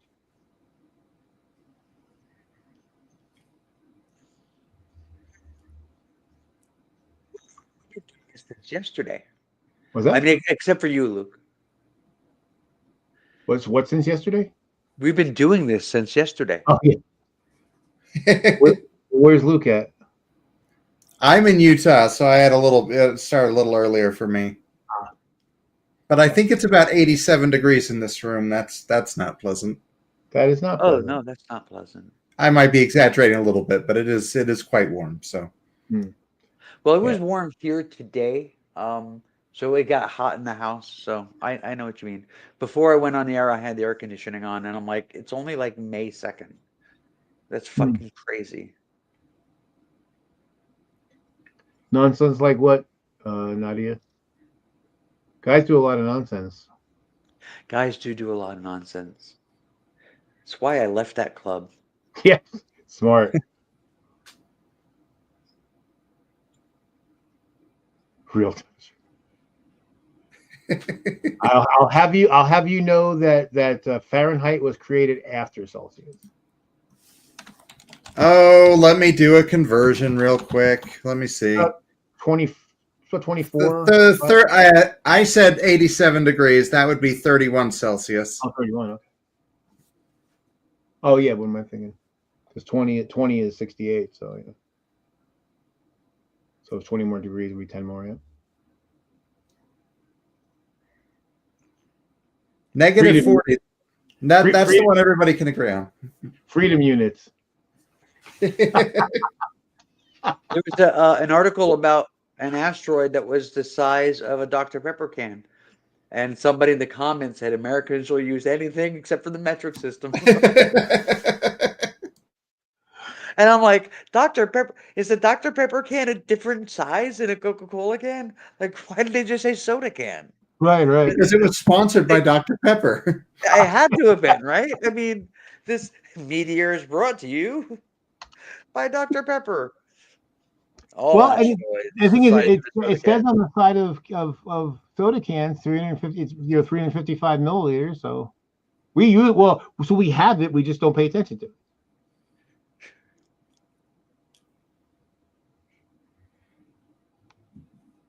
Yeah, 22 and 27 degrees. That just, to my American ears, sounds cold.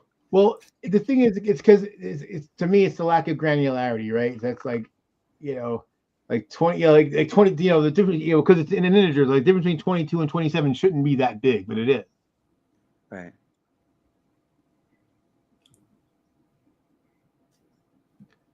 Well, no, 355 millimeters is a 12-ounce can, and they've been 12-ounce cans for forever here.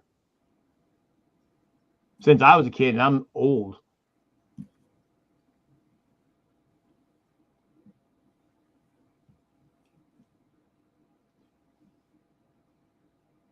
I mean, How many ounces were the old Coke bottles before the glass ones? I mean, well, you had 12-ounce, and you had the 16-ounce. oh, I thought they were smaller for some reason. Well, they did. Well, no, but see, that was the foreign Coke. Was the little one. See, in the UK, they have the small ones. They're like 250 mils. And I think when they brought the glass bottles back as like collector ones, I Right. think they were smaller too. Yeah.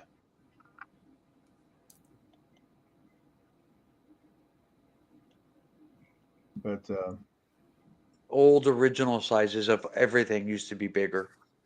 well, see, one thing that they still do in the UK. So again, UK is funny because they say they use the metric system, and they mostly do, but not really. Yeah. So a pint there. So see, they have a long pint because for a pint in the US is 16 ounces. Pint in UK is 20 ounces. Oh, that would really confuse me. Thank you for warning me.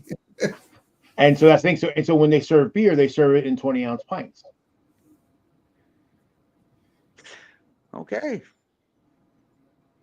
And which is nice. So you got that 4 extra ounces but if you're not expecting it, right, you're just like, oh, I'm drinking a pint. Yeah, that doesn't mean what you think it does. And also, an imperial long ton is almost the same as 1,000 kilograms.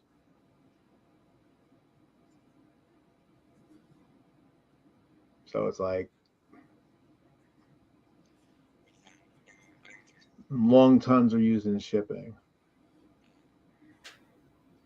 Like a fuck ton. Yeah. Well, because I think I'm not positive. I think the long ton was supposed to account for like the with the packaging there. So like 2,200 pounds of stuff of package would actually be 2,000 pounds of actual stuff, and then the rest would be all the rigging and pallets and all the other shit. Looks like the Brits had a coin called the crown. I think it was called the crown, which was 1 pound and 1 shilling, because it was the tax on 1 pound was 1 shilling. So it was basically, if you gave a crown, it was basically you were paying 1 pound plus the 1 shilling tax.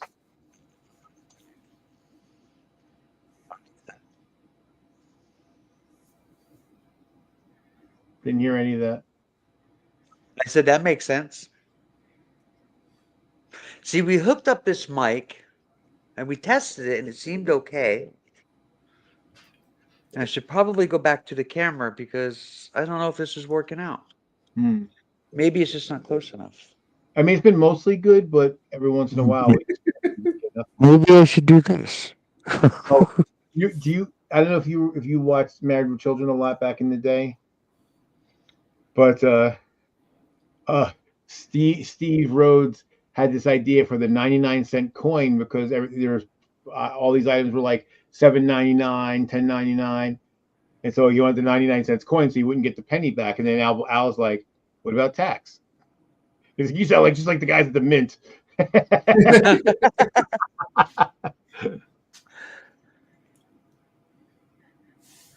World Branding Forum has the evolution of the Coke bottle from 1899 to 2023. Oh, pretty cool.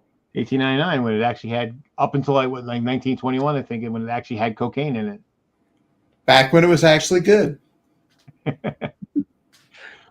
I remember watching on SNL. This was like SNL in the 80s, where they had a joke. It was like, put the Coke back in Coca-Cola. And it was like, and basically they were blaming the depression on taking cocaine out of the Coca-Cola. Wow.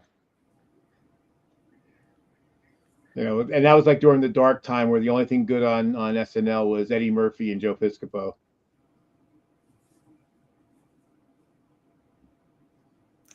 Well, I mean, I don't know. SNL has like there's like waves, you know what I mean? It's like a roller coaster. You know, it goes through good and then bad and good. I'm gonna look it up, Nadia. But as soon as we're done here, and I'm probably gonna shut this down in a couple minutes. Yeah, I was gonna say I gotta get to bed. Yeah. But yeah, I'm gonna look that up. I'm gonna check that out because I don't know. I'm one of those people that would like save. Like I've got a Coca-Cola sign downstairs. I've got a Coca-Cola polar bear cookie jar. It's not even really a cookie jar though. It's like a crock. You know. I mean, yeah.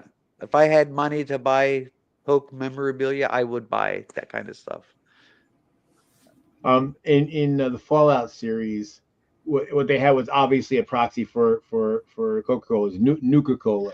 Yeah, Nuka-Cola. Yeah, I've got actually a Nuka-Cola magnet on my washing machine downstairs. Oh, It was cool, actually, it was my oldest. It was Devin's, cool. and he left it when he moved out. There was there's a character in Fallout 3 who is trying to find all the Nuka-Cola quantums, which have like radiation in them. And if you actually go out and find them all and bring them, that you get, they give you some reward, kind of decent weapon. And then in Fallout 4, in one of the expansions, you end up going to Nuka World. Nadia, let me put it this way. I don't blame you. I don't blame anybody for wanting to boycott U.S. companies and U.S. products. But I will say I can't support a boycott of U.S. stuff. Because who it hurts is everyday people who did nothing wrong. Right. Yeah, it's not going to hurt the people who actually are causing the problem. So, I mean, it's a shame this is where we're at.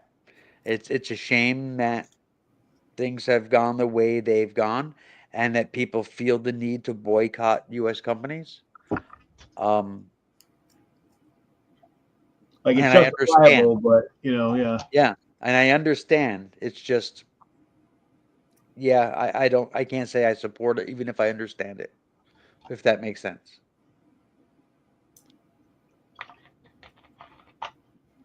I am hopeful. I am hopeful that somebody who supported Trump is going to go to buy some, I don't know, bug spray or something, and it's not going to be there.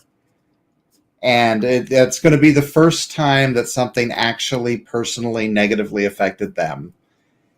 And even if they don't, instantly in that moment change, I am hopeful that the negative consequences, some good may come of them.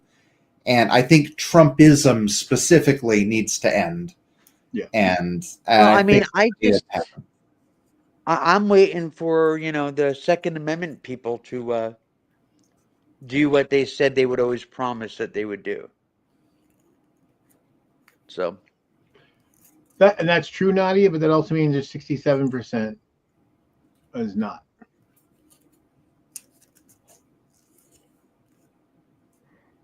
And again, the boycotts are justifiable. They're justified, but like Raven said, you know, Well, I mean, boycott or not, negative economic repercussions are coming just as a result of the trade policy directly. oh yeah. Oh, but I mean, we Oh, were talking about that earlier. Before you came on, we were talking about which was before you came on. We were talking about there's a woman who posted a video out in California of all of the empty cargo ships that are just parked out in the bay. I was And they're empty and they're not going anywhere because there's nothing to put on them. I was talking to about a little over a week ago. I was talking to my clients out in Seattle. And asking them how things are, and yeah, they told me the same thing. They said the port's dead. Port's dead. Truckers, a couple weeks ago, they were saying truckers were saying that their loads have dropped by over 30%. That was a couple weeks ago. The prediction that the people who posted that video, the prediction they were making was in about a month, everybody's going to feel it. So before May is out, we're going to be in bad shape. Yeah. And I think most people in the country don't realize it yet. Right. Like they just don't see it coming because most people aren't as connected as like we are. I work with people who never watch the news. They have no idea what's going on. And they're in for a rude awakening. Well, that's why every time I hear someone say, "Well, I'm not political, or I don't pay attention to politics," it always pisses me off. Yeah. Yeah. But I understand the desire to just live, right? You live in a free country and you elected a government that's supposed to take care of all this stuff so you don't have to and you can just live your life. I get that. I get the desire for that. I get how people can believe that that's the way the world works. It just isn't. Right. If you don't pay attention to politics, that's okay because politics pays attention to you. Well, that's the thing, and there's too many people who think that, well, if I just ignore it, I'm not part of that, so I'm not voting for anybody, so therefore, it's not really going to hit me. It's like, yeah, it actually will. And I would rather, and again, to the people who try to do the both sidesism shit, I'm like, okay, if you want to say both sides are bad, okay, I want to pick who's beating me up. Yeah. Because one is like tapping me, and the other one is fucking hitting me with a sledgehammer. And people who can say that there's no difference, I'm like, what mountain of privilege do you live on? Yeah. I mean, and if the bad guy, whoever that is in any scenario, is going to win, I still want to be able to have a say against it. Right. So if I did not vote for Harris and I just decided not to vote at all because I didn't think she could win or I didn't like her or whatever it was, I wouldn't feel right at that point saying, oh, well, Trump is just a piece of shit and this and that. And when I didn't even do the bare minimum to stand against it. Because really voting is the bare minimum. Right. I finally realized just how futile it is living in a red state, but I still voted for Harris. It's all I can do. So, well, it's not futile for one reason, because everyone who went out there and voted against is to tell the people that are in power in Utah where you stand, and that, hey, not everybody agrees with what you're doing, and I think that's important. And I think if more people did that, there probably a lot of people felt like you felt, well, but they felt that there's no point, and not that it would have changed the outcome, but if it made the results a lot closer, it would make politicians be a little more circumspect about what they do and what they support, because they go, oh, well, I don't have overwhelming support for this, so I better mind my P's and Q's. For some reason, we're even between censuses. For some reason, my wife, where we live, we keep getting switched between District 7 and District 5. I have no idea why. Congressional district, and I look it up every year just to make sure. But for a while, we had Leonard Lance as our, because we were in New Jersey 7, and so we had Leonard Lance as our representative. And it was, at the time it was a swing district. He came to my office, like my company, because Puka goes to a lot of the political stuff, so we kind of keep our ear to the ground, and brought up some gripes that we had, and he fucking showed up to my office because he knew that in a swing district he couldn't just be all out pro-Trump because he wouldn't have a hope in hell of getting elected. So even though he had to come to some liberal business person's office and try to say the right thing. Oh, that's awesome. What's that? I said that's awesome. Yeah. Well, that's why when I hear the people who it's one thing, because like Raven said, electoral politics is not the be all end all. It's not the only thing we can use. We have to do a lot more. But when people tell me, oh, it's not possible, I'm like, bullshit. I had a fucking congressional representative in my office talking to me. It makes a difference. But I'm like, why? Also because I and Puka are dependable voters. We show up to vote every time. So they all care because they want to know. And in 2024, I had multiple, not only candidates, representatives, their people. I had multiple candidates. I had a couple candidates show up to my door. Hey, are you voting this time? You going to come out? Because they want to make sure they don't want to lose me because I'm dependable. So it can be done. I've never done it, but you can go to, most of them have office hours. You can get an appointment and go talk to them. Or if they don't have office hours, most of the rest have town hall meetings you can go to and air your grievances out. Write to them, call them, email them. Although handwritten, written letters carry more weight than calls or emails. But all of it says a lot more. Handwritten letter is the way to go. Right. Nadia, I will say this, Nadia. I absolutely believe that the potential for an LGBT Holocaust is there. I actually don't believe it would come to that because I think most Americans don't have the stomach for it. And Trump's support is eroding quickly. So it may not get there. But I absolutely get the potential is actually there for that. But maybe it's just wishful thinking on my part. I don't know. But I just don't think it'll get that far. Yeah, but there were coups all over Latin America, and most of them did not end up the way the revolutionaries thought it would. That's why you had revolutions and counter-revolutions, and because in a lot of cases in Latin America, you'd end up the people who got in charge. They knew that the previous government was bad, but they didn't necessarily know how to run shit.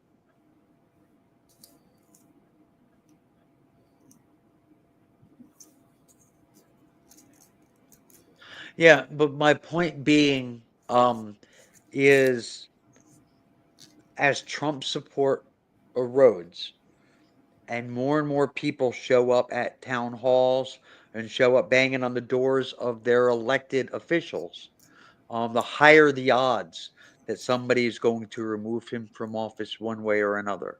Right. Because people don't have the stomach for it. That's right. And quite frankly, Nadia, look, there's a lot of reason to be concerned. No, you're not wrong about that. But quite frankly, you seem to have this kind of nihilistic thing, like it's bad, it's going to go to the worst of possible things, and there's literally nothing that we can do about it. Well, I'm going to keep struggling against that for as long as I can, as long as I'm able, as long as I draw breath, as long as I, until they put me in CCOT myself, I'm going to fucking fight against it. Because otherwise, I might as well just roll over and die. Right. I'm not willing to do that either. Like I've gotten up on stage to speak at protests, and I will continue to do that kind of thing. I'm Yeah. not afraid. I'm not going to run away and hide somewhere. I kind of feel like I would like to. Yeah. Um, But yeah, I mean, nihilism is to me like nihilism is even more infuriating to me than the both sidesism, because you're basically giving up before you started. it's poison. It is poison. It's toxic. And it's true, Phil. 4 years is a long time, and Americans have short memories. That is true. That is true. But here's the thing. Every person in this country knows somebody who is LGBT. 33% will follow him, even if it means I don't believe that. I don't believe that. Because the 33% who follow him off of the cliffs don't believe a lot of the stuff that he says. Because they say it. Oh, he doesn't mean it that way. He doesn't mean it. So the reality is when the rubber hits the road, they may hit the road also. I don't believe that 33% are immovable. And look, 10% maybe. and look for you, going to Germany may be the right move. I don't live your life. I can't tell you what you should or shouldn't do for yourself. You have to live where you feel you're safe. But what I'm saying is, I'm not going to accept the idea that nothing can be done. Because Right. again, if it is just the reason why I'm not an anti-natalist, right? I'm like I think the Earth would be better if we didn't have so many kids and we weren't growing the population so fast. And it might not be bad if the population kind of contracted a bit. But I can't go with the anti-natalists, because then they're nihilists too, and it's basically like, well, life is suffering and it's never going to get good. So what's the point? And like, if I really believe that, I would kill myself. I really would, because what will be the point? Why live on in a world like that? Given the climate, I would be extremely afraid to protest anything down there. Yeah. Yeah. But here's the thing. But that's what they want, though. The more people protest, the less likely it is that they'll do something about it. Did you see, Phil, did you see that? You probably didn't see it, but did you see the video of me speaking? Off the cuff? It was scary, and I was afraid, and I was worried about getting on stage and being public about saying what I had to say. But somebody has to, because you Right. can't just give up. You can't just roll over and die. Yeah, I mean, basically, if you give up, if you give up completely and think there's nothing there, then they have one. Then all that will happen. And as I said last week, my view is, look, I'm an older guy. I'm 57. I'm not like old, but I'm not young. I got far fewer days ahead of me than I had behind me, and I kind of feel that, well, it's my responsibility as an older person to the people that are younger to try to make sure that doesn't happen.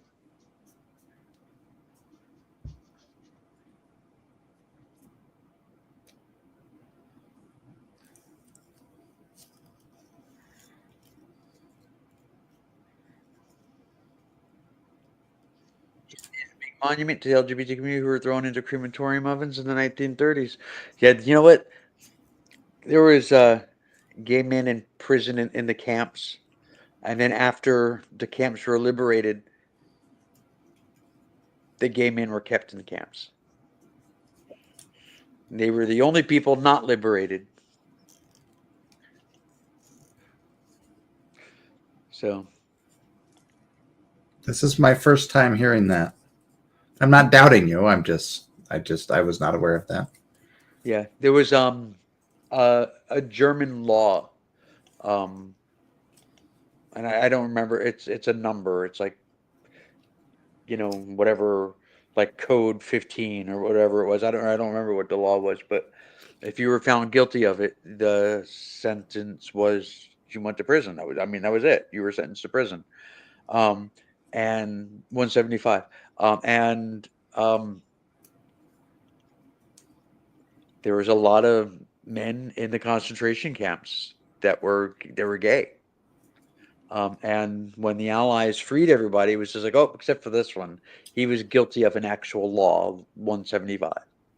And they were kept in the camps. Wow, that wasn't repealed until 1994. Yep. Went into effect in 1871. Did not be taken off the books until 1994. Insanity. Insanity. Paragraph 175. 1994, coincidentally, isn't that the same year that homosexuality was no longer listed as a mental illness? May have been. You see here, DSM-5. Homosexuality. No, 1973. Oh, okay. I knew it was in DSM-5. I just didn't know what year DSM-5 was. Yeah.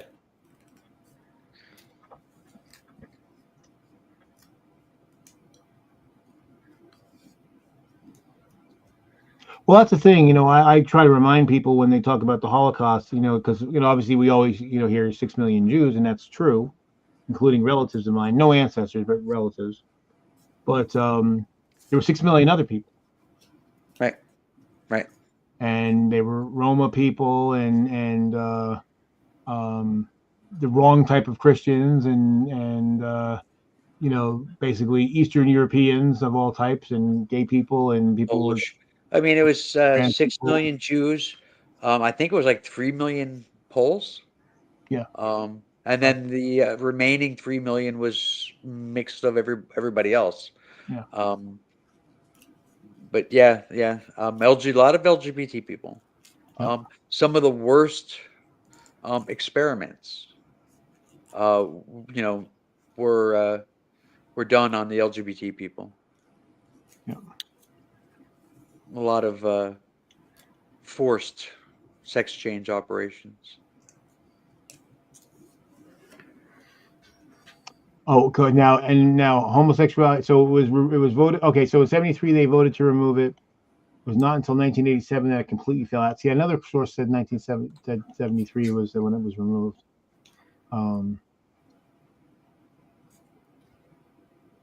So I'm finding conflicting information, but somewhere between 73 and 87. In 87.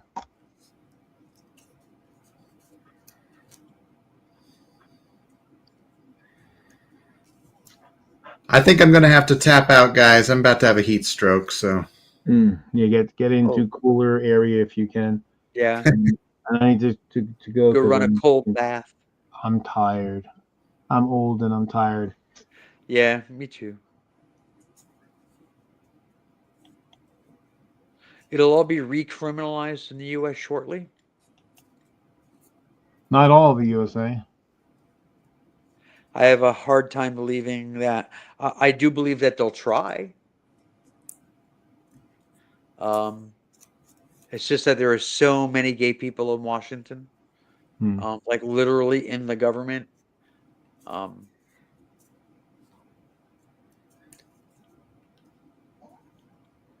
I think that having had gay marriage legal for this long, I think even quite a few people right of center have accepted it.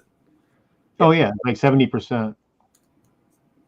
In order for what Nadia is talking about, in order for that to happen, it would have to become a full-blown dictatorship where Congress is dissolved. As long as Congress has some power and that they are accountable to the people, those things won't happen. So. Yep. Yeah, I don't know, Nadia. They're voting against Trump. I mean, they are not. They're not giving up their jobs as judges. They're not voting away the role of the Supreme Court. I mean, I get why people say that kind of stuff and think that, but I mean, there's been a whole slew of rulings from the bench that have been like, yeah, no, Trump, fuck you. Right. And including Trump-appointed judges. Yeah. I mean, just recently there was, the entire court voted against him. It was 9-0. You know, Yeah, even Clarence Thomas voted against it. yeah, even Clarence Thomas, you know, I mean, it's just, so those things are, Congress is not fully on board. Oh God, where do people get this stuff? Congress is not fully on board. Are you kidding? Well, The Republicans have like the slimmest of margins. We still have elections, and Republicans are going home to their home districts and having to hide because they're being mobbed by people who are demanding that they stand up to Trump. right. Like literally, we are on the verge of weapons being fired at some of these things. It's getting ugly. Yeah. And So, the Führership that you're worried about is not on the winning side. no. And I'll tell you what, that's another reason why I want to drop off, because I can't deal with Chicken Little tonight. Hey, I'm done anyway. I'm gonna disconnect right now. See ya. All right, Luke. Thank you for coming on. Buy Luke's book. Yeah, buy my book, and have me back when my next book's out. There you go. We'll do that. All right, see ya. Bye. Trump is doing everything he said he would. There's no surprises in this. Yeah. Right. But this, so you're not being a bother. Don't be silly. There's the thing is this isn't a dictatorship though. Phil, it's not a dictatorship. That's not how the government here works. Trump keeps trying to make it work that way, and the courts, the system, Congress keeps getting in his way. Right. He doesn't have the support he would like to have, and everything he tries to do is being blocked repeatedly, And over and especially, over again. and especially now that his disapprovals are, finally peaked over 50%, and on certain Yeah. issues as high as 70%. Yeah. See, that's the thing. Congress critters like to keep their job, and I've said back in 2017, 2018, that the Republicans would ride his tail until such time that they found him to be a liability. That time may be coming soon. Phil, I am surprised. Yes, he said he was going to do all this stuff, but I'm surprised he actually tried to follow through. So, he doesn't care about the courts. Well, that's okay. He can continue to not care about the courts. As long as Congress is accountable to voters, there's going to be an escape hatch for the country, for the people. Because we do have the 25th Amendment.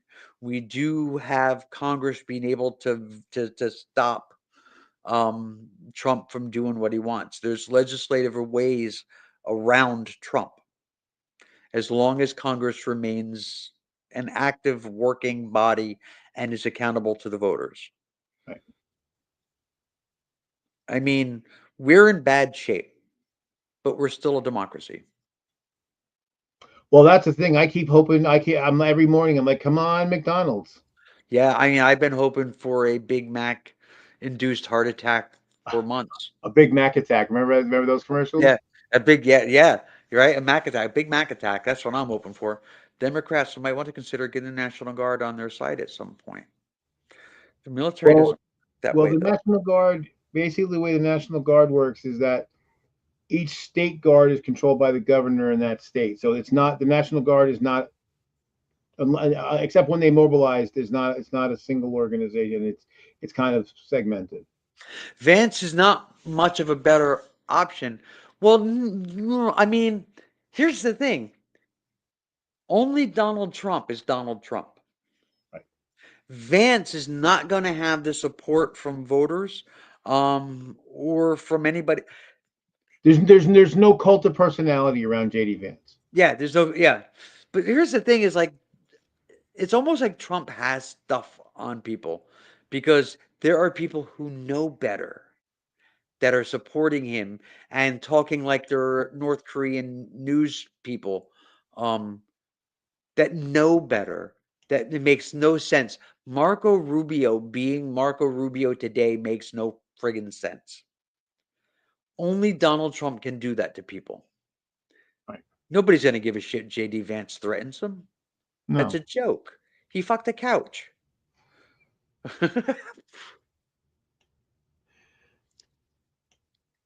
Well, I'm convinced of that, Nadia, that he definitely has dirt on a lot of people. Yep. Yep. Absolutely. I believe that. I believe And that. well, and especially when you see people that would go spend a weekend with him, and all of a sudden they come back going from being against him to being supporters, and I'm convinced that he presents whatever he knows about them, and then they because like Lindsey Graham is my favorite example. On Thursday, Lindsey Graham thought Trump was terrible. Then he sees Trump for golf on Friday, stays over at Mar-a-Lago till Saturday. Then he's on the shows on Sunday talking up Trump. Yep. And I used to think it was about that outing the fact that that he's gay. But the thing is, everybody kind of knows already. Lindsey Graham? Yeah. His So now, his his lover came out and oh yeah. And exposed so him. so now I don't believe it's about him being gay. I think he fucks children or goats or some shit like that. Yeah. Yeah. I mean, Lindsey Graham applauding the idea of a U.S. President Pope. It's just like, dude, you're an attorney. Hmm. You've been a senator for a million fucking years. Would your brain just went on vacation? You were supposed to believe that you believe this? Yeah. Nobody believes that he really believes that. Right.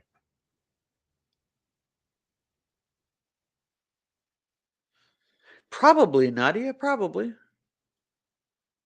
It's absolute nonsense, and everybody knows it's nonsense. But he has to talk like he's in North Korea. Yeah. Because something. Well, hell, Murkowski came out and said it last week, right? That Everybody's afraid. everyone's afraid. But they're also afraid of what Trump supporters will do. They're afraid of violence because there was the one person who was a candidate and they shot up their house. I think it was in New Mexico. These are some Oh, crazy really? people. Oh yeah, Yeah, I mean, my thing is, yes, I get it. Certainly, that would be a hard way to live, but it's like it's your job. it's your job. Yep. What's what the like? What's his face? Oh my God. Uh, Jeffries was just like, hey, we don't want to. What are we? What do you want us to do? Handcuff yourself to the doors. You know, stand in front of a protest between the crowd and the police. Put your body in the way. That's what you're supposed to do. Hmm. Your job isn't to make pretty speeches and then to just bend over because you don't have the majority. Your job is to represent the people that have put you there. That's your job. Do it. Do it. So, Yeah, a lot of wimps. Democrats have elected a lot of fucking wimps. and Republicans too. And Hakeem's mission in life is destroying the progressive left. I don't know. Quite possibly. But there are a lot more progressives than people like to think there are. Um, when you talk to people about policy positions without putting party labels or demographic labels on it, people tend to agree with a lot more progressive policies and then say that they're Democrats. It's like you're not really a Democrat, you're a progressive. But they don't want to use that label. Hmm. I mean, it's just like most people on the right, they support the Affordable Care Act. It's just that they don't know the difference between the Affordable Care Act and Obamacare. They think Hmm. it's different. It's the same fucking thing. We pick on right wingers for that, but on the left we have the same fucking problem. Hmm. I believe everything a progressive believes, but I'm not a progressive. Yes, you fucking. Yeah.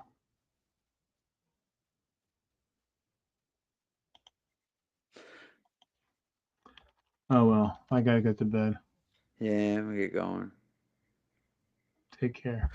Alrighty. U.S. progressivism is a wee bit weak. Yeah, it can be. It can be because the Overton window has been pulled to the right for so long. Investors for Karl Marx. Well, yeah. Yeah. I mean, we've always been kind of a politically a center right country, but most people's values are center left. There's a mismatch between the government that we elect and the government we want. So, peaceable kingdom. Hello. Long see no time.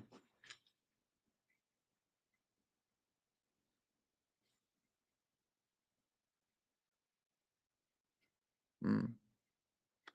Well, this was a fun show. Went on a little bit longer than I thought it would. That's all fine and good. I'm about to close up shop, but I do want to mention that next Friday night, the guests for that kerfuffle will be Aaron Ra and Dark Matter.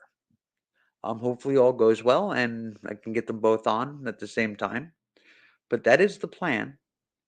I've spoken to both of them within the last week and they're on board, so it'll be fun.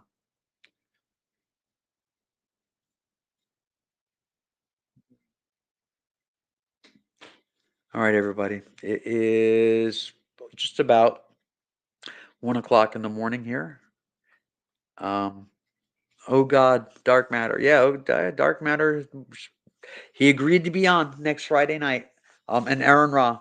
So it'll be fun. I haven't had guests of that magnitude as far as follower wise in a long time. So it'll be fun. Well, it is what it is, Phil. I don't know what to tell you. All right, everybody. Have a very good night.